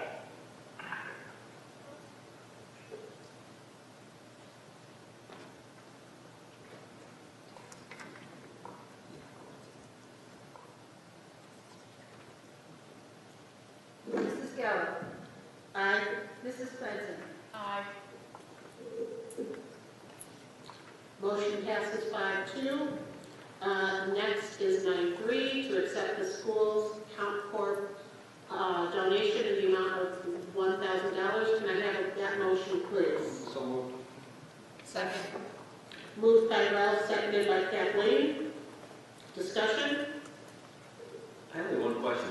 We came up before. I know that Big Flusher found it. I also know, I seem to recall that there were some school groups here in South Central that actually raised money that went into this. So it would be nice if we identified there were still school groups, I think, like soccer teams and some other, maybe the cheerleading as well. So I don't want to change this motion, but I think it would be nice to identify the source of the funds, not just the organization. Maybe the next meeting just to clarify that or give credit to it. I believe there's some of that money raised locally.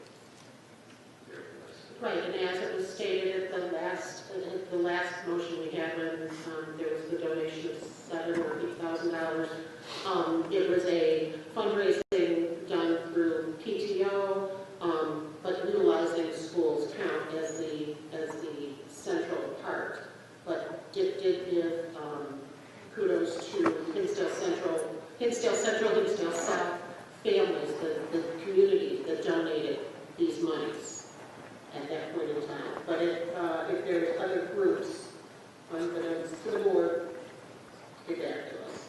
Thank you. Any further discussion? Deb, can you call the roll? The motion was by Ralph, and the second was by Kathleen.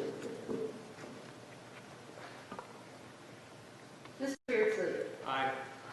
Mr. Carpenter? Aye. Mr. Corcoran? Aye. Ms. Manley?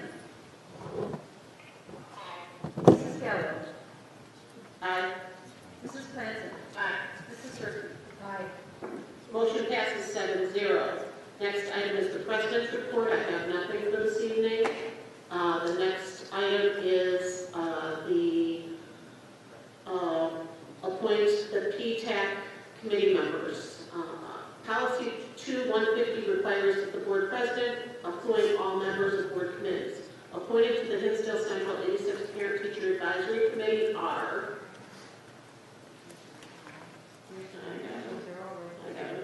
do I have a list? Do I have to say each one individually? Since they are already in public comment. So as published, all those listed. The administrative content. Okay. Stephanie Palmer, Mike Holland, Kristen Marks, Art Ostro, Alex Bitto, Edmund Arroyo, Terry Czaprakowski, Rob Gottman, Jacob Brugada, Veronica Otero, Aretha and Sean Suckus, Cornelius Miller, Patrick Arnold, Anthony Madonia, Gina Erickson, Bill Walsh, Jessica Hurt, Jennifer Regnier, Robin Benoit, Dan Jones, Kim Beaver, Kristen Bronte, Deanne Doherty, Lynn Hazakanis, Jennifer Jasek, Carlotta Fay, Marvin Nicholson, Sarah Villanueva, and Colin Yandel. Those people are appointed to the Parent-Teacher Advisory Committee. On to the next item is the Superintendent's Report. Dr. Law. Thank you, Ms. Malley. Gallo, sorry, wrong era. So the management reports, if there are any questions about the management reports, I'll take them.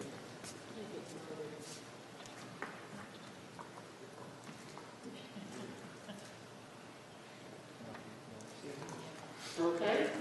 Since there's no questions, we're going on to 12.1, the 2016 State Report Card. This was rolled forward from a prior meeting. We have had plenty of time to look this over and submit questions to Dr. Law, to get to Ms. Bilesma.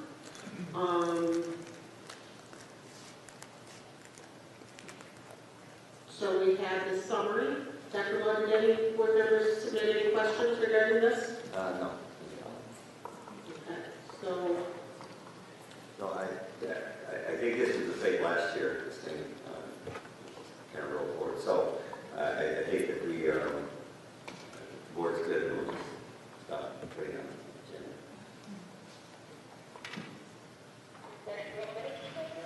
Well, if there's no discussion tonight about the state report card, I think it's fair to say that we'll stop putting it on the agenda moving forward. okay, so we are moving.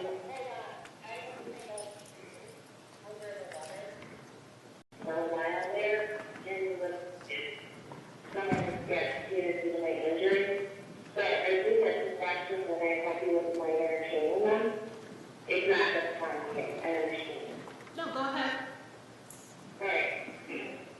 So I found in the report card that maybe it's just my misunderstanding, is there were 35 AP courses at Central and 30 at South.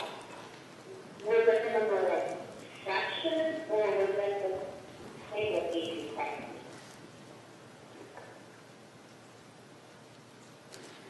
So I'm assuming that you're referring to the last page of the report, Ms. Manley, where about the school highlights tab. Is that what you're talking about?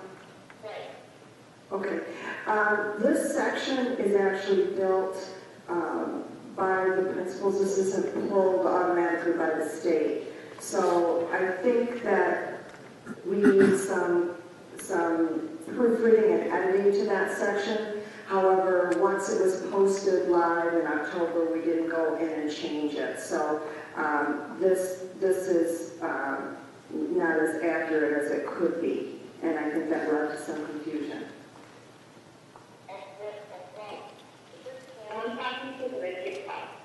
Yes, it's Pam.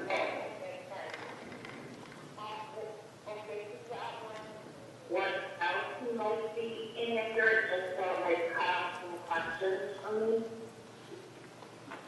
Certainly. I think one of the big misconceptions would be like in the physical education and health area, where it appears there are more rich options for students at Central, and it looks like there are only 4 choices at South. It's the manner in which they handle the course selection and enrollment. So at South, all students are just enrolled in freshman PE, sophomore PE, junior PE, and junior, senior PE. And then they divide, once they're in, they divide according to interest into subsections of courses they can take. So the options of those are listed in the program of studies book. So there is much more in common than it appears. So it appears that there are far more choices for Central students. So we're going to have the principals work on that and make that just a little bit clearer to the general public.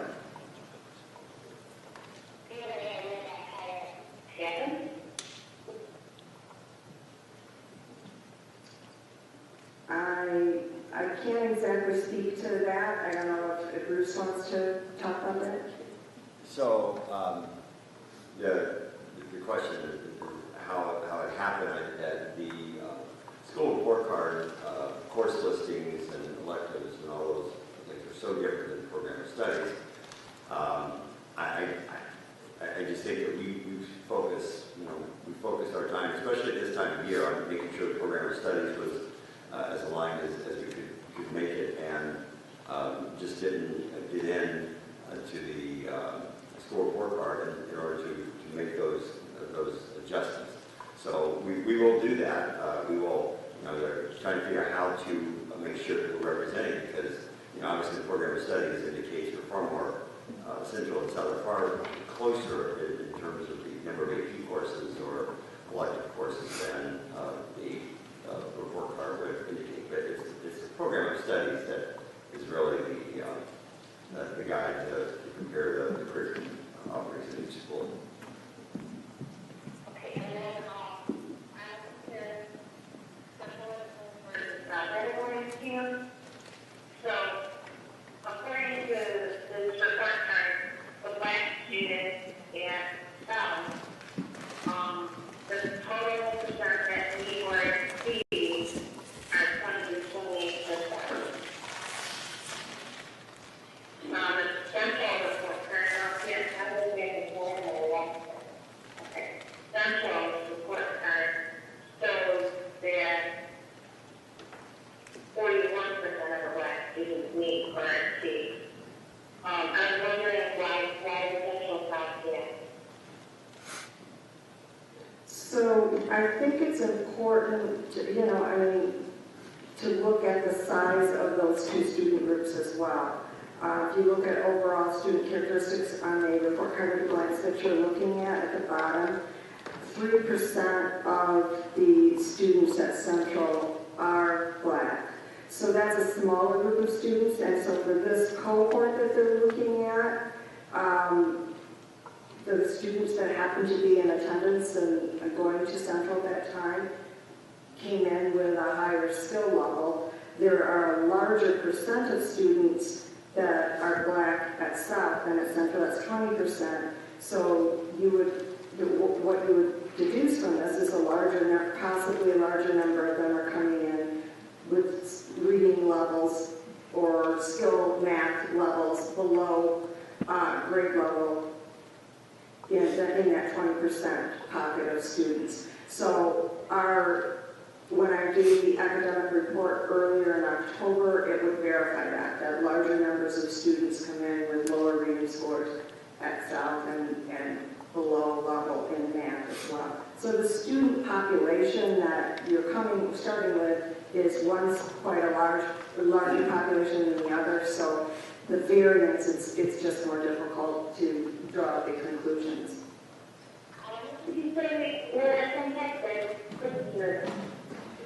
It indicates 3% of the students at Central are black, while 20% of the student population at South, the 20% of the students are black.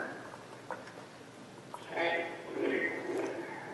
then in terms of the student population, looks like 36% at South need more students. And at Central, it looks like it's 41%. That's the explanation as to that. That was a bit harder for me to understand. Are you still talking, you're still looking along the black students and you're now looking at their approaching and partial reading?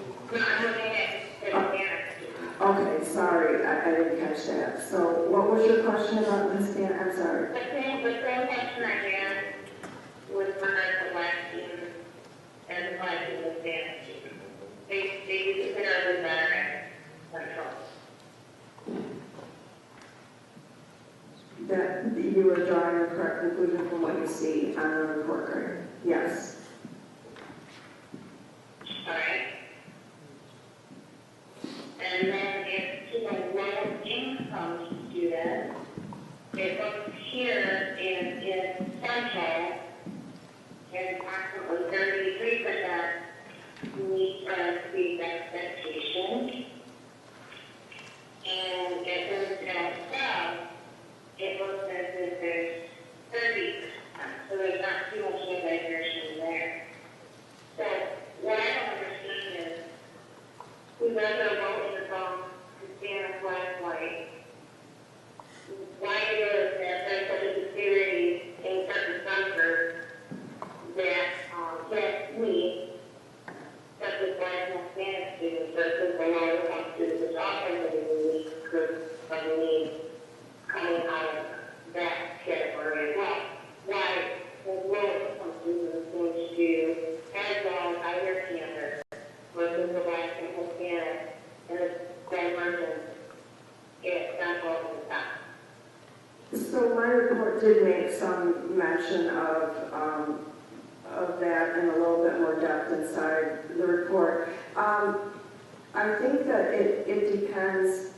Obviously, you have a number of issues that are at play here, but there's a lot of supports that are done. There's a much larger number of low-income students at South than versus Central, but their needs are being met. They might not have, they may not have learning deficits. It might be easier for them. They might just be displaced and homeless. So they could be very high-achieving students who happen to be homeless. And they're very open to receiving supports.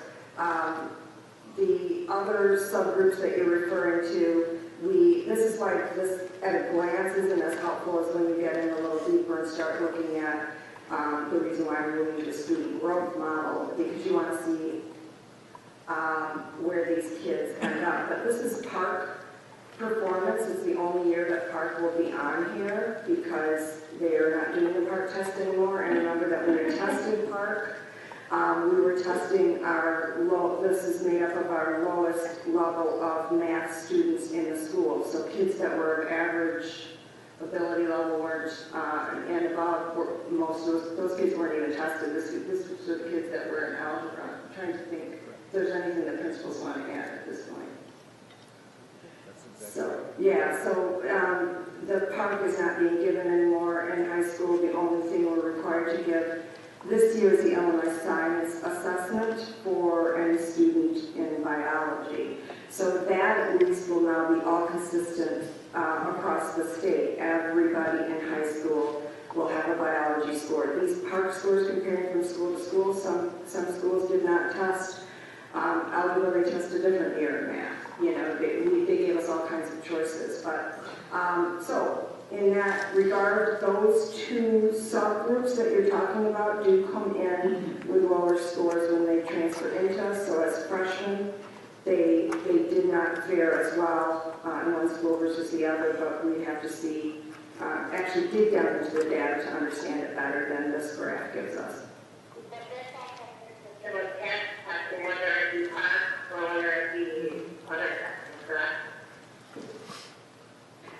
I missed the first part, I'm sorry. I can quite agree. She's asking if what we're seeing in the park results is consistent with what we've seen in ACT, for example, with respect to these subgroups. With respect to the subjects, I have to shake my I'm trying to think back to the October report where I had quite a bit of subgroup data. I would have to look. The subgroup data on ACT is not broken down in this way, though. Did not meet partially met or approached, met or exceeded. So it's not going to look exactly the same. It's more like what percentage of kids are college and career ready by having a 21 on their ACT, a composite 21, or how many are ready in the different categories. They have different cut points for each of those. So it's a little bit different. They don't have a graph like this.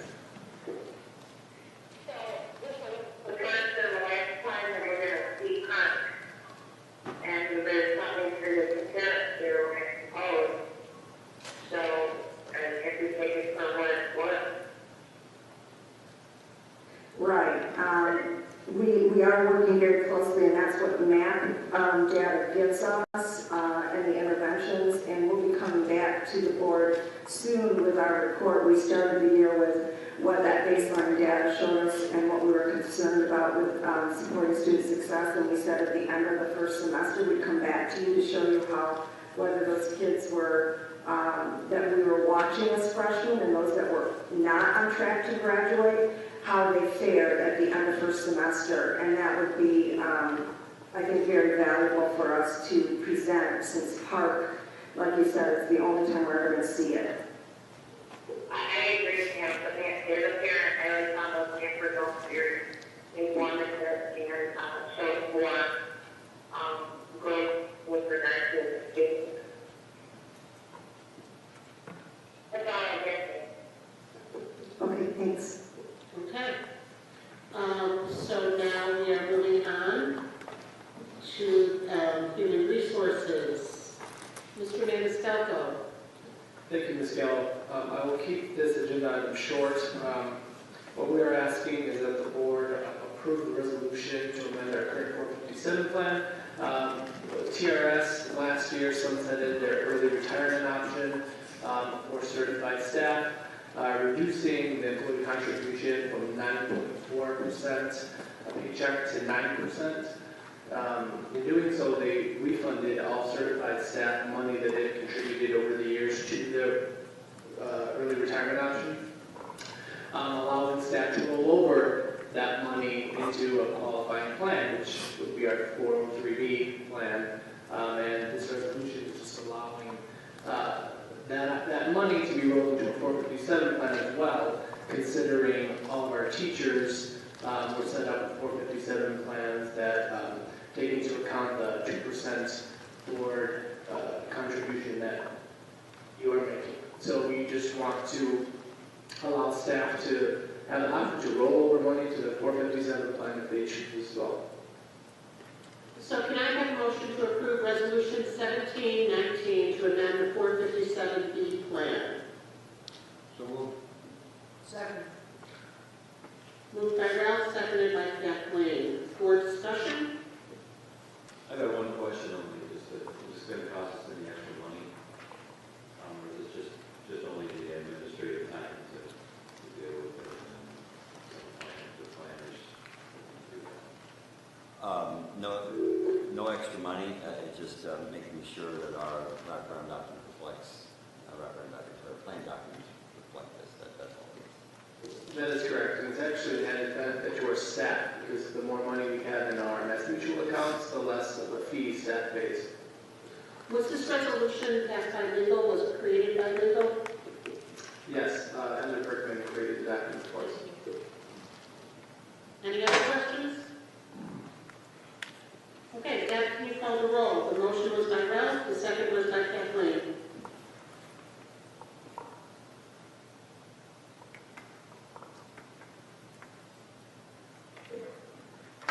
Mr. Carpenter. Aye. Mr. Corcoran. Aye. Ms. Manley. Aye. Mrs. Gallo. Aye. Mrs. Clancy. Aye. Mrs. Hirschman. Aye. Mr. Beardsley. Aye. Motion passes 7-0.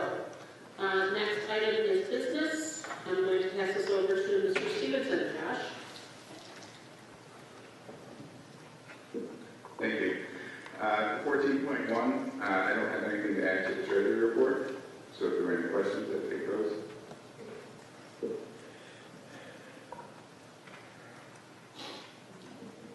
On 14.2, there's two items to note. Last week we found out the final PTL for 2016, which was 2.1%. This is going to be used for the 2017 levy, which will fund the 2018-19 fiscal year.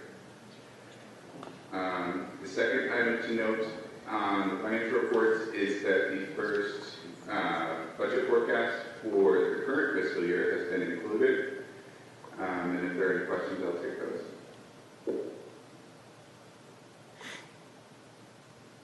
Any questions? Okay, thank you, Josh. Next item is the FOIA request processed for 2017. We have two of those. And on to the next is board operational calendar. As we have every month, every meeting. And then at this time, are there any proposed agenda items for future meetings? I have one new item for the board. I know we do the review of the superintendent in closed session. I would suggest that we put an item in open session to discuss the superintendent's performance publicly.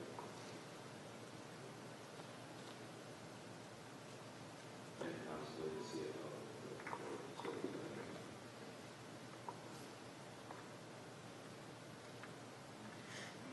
That is an agenda item to discuss whether we're going to do that. Okay? Any other board members with agenda items? Future agenda items? Okay. We are moving on to board comments. Any board member comments? I just have one comment. I want to reiterate Dr. Law. I want to thank the staff here at Central for changing direction on a dime for us to accommodate our community members for this evening. So Bill, please thank all of your staff. There were so many of them that just came in and just stepped up. It was very, very great. Thank you.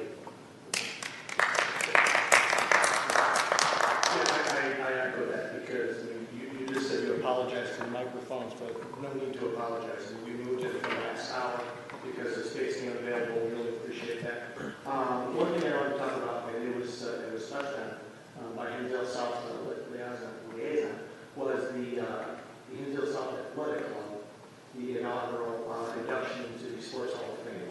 It was outstanding. I went there Friday night, and the band marched them down the hallway. They had a little dinner reception in the cafeteria, and then the band played and went all the way down the hallway and marched into the gym. It really was outstanding. I had my camera running for video, and there's no video.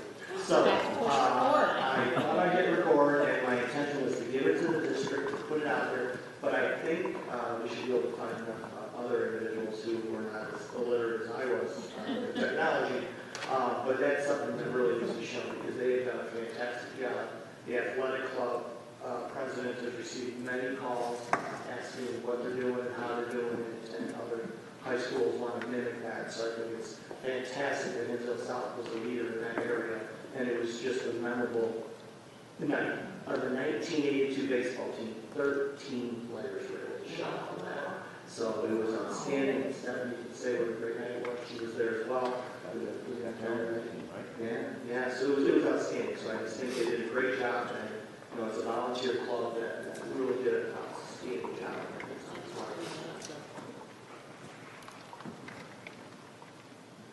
Kudos to them for doing that. I have to say one comment about that. I knew some close guys because they're minors, but Scott Jones in particular, fantastic player. But that kind of school spirit and even alumni involvement is yet another reason why this board and future board should never entertain the idea of combining the two schools and neutering the identity of either school. I really, Hinsdale South has always had great school spirit and even better now than ever, including the fans. So I don't ever want to see that happen where you just take that away and it goes up in a puff of smoke. It's really important, I think, for community identity. I do want to make one comment from the Finance Committee meeting point. When you second, it's from the last page, 117 of the comprehensive annual financial report. And the statistic is from 2010 to 2016, we have added 35 additional people to our payroll, which is like a 5.6% increase. 29 of those are great teachers. And during that time from 2010 to 2016, we have a reduction of 156 students.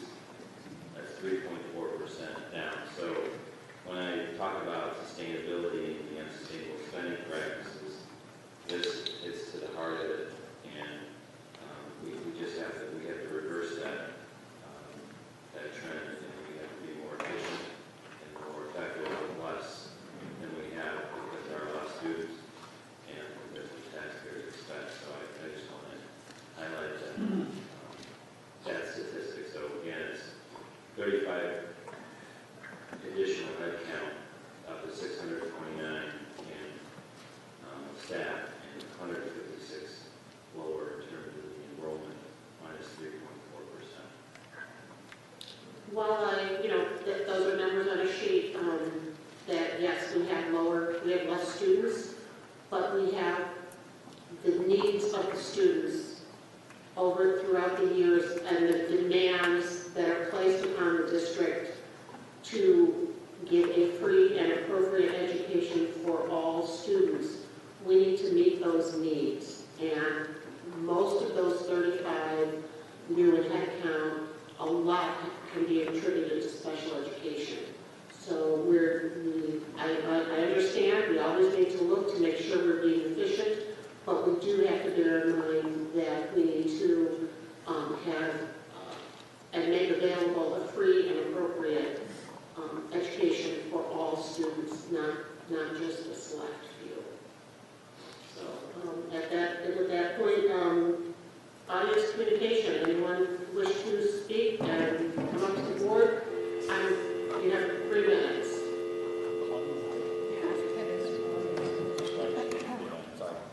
So Claudia is off at 10:33. Joan Brandeis, Darian. I wanted to say how outstanding that science presentation was. And I would encourage you guys, as the new board comes on and going forward, to let the staff speak more instead of the board. I did not even know that data existed. It was fabulous. And the articulate way they presented it was fabulous. Here's the other thing that I'm surprised they didn't point out about Hinsdale South's program. It lines up with the math curriculum. And I'm surprised she didn't point that out. When, I will tell you, my kids were in advanced algebra, and they were taking physics. There's a lot of algebra and physics. It lines up really, really well. And I remember talking to Brian Waterman about why they did the they saw outstanding results of kids taking AP Bio than if they had not done it that way. If they had started with biology, and those results spoke for themselves, in my opinion, and to criticize that progression, my kids had an outstanding science curriculum, outstanding teachers. So each school needs to do its best for their school. But she was also very humble in that I know for sure she has written publications about that program, and she has had other districts calling to find out how they do it, why they do it, and how successful it is. And keep in mind, she mentioned New Trier and some other outstanding high schools that do it. So, Claudia, I disagree with you once again. All of the kids are benefiting at South, and stop your demeaning of that school. Thank you.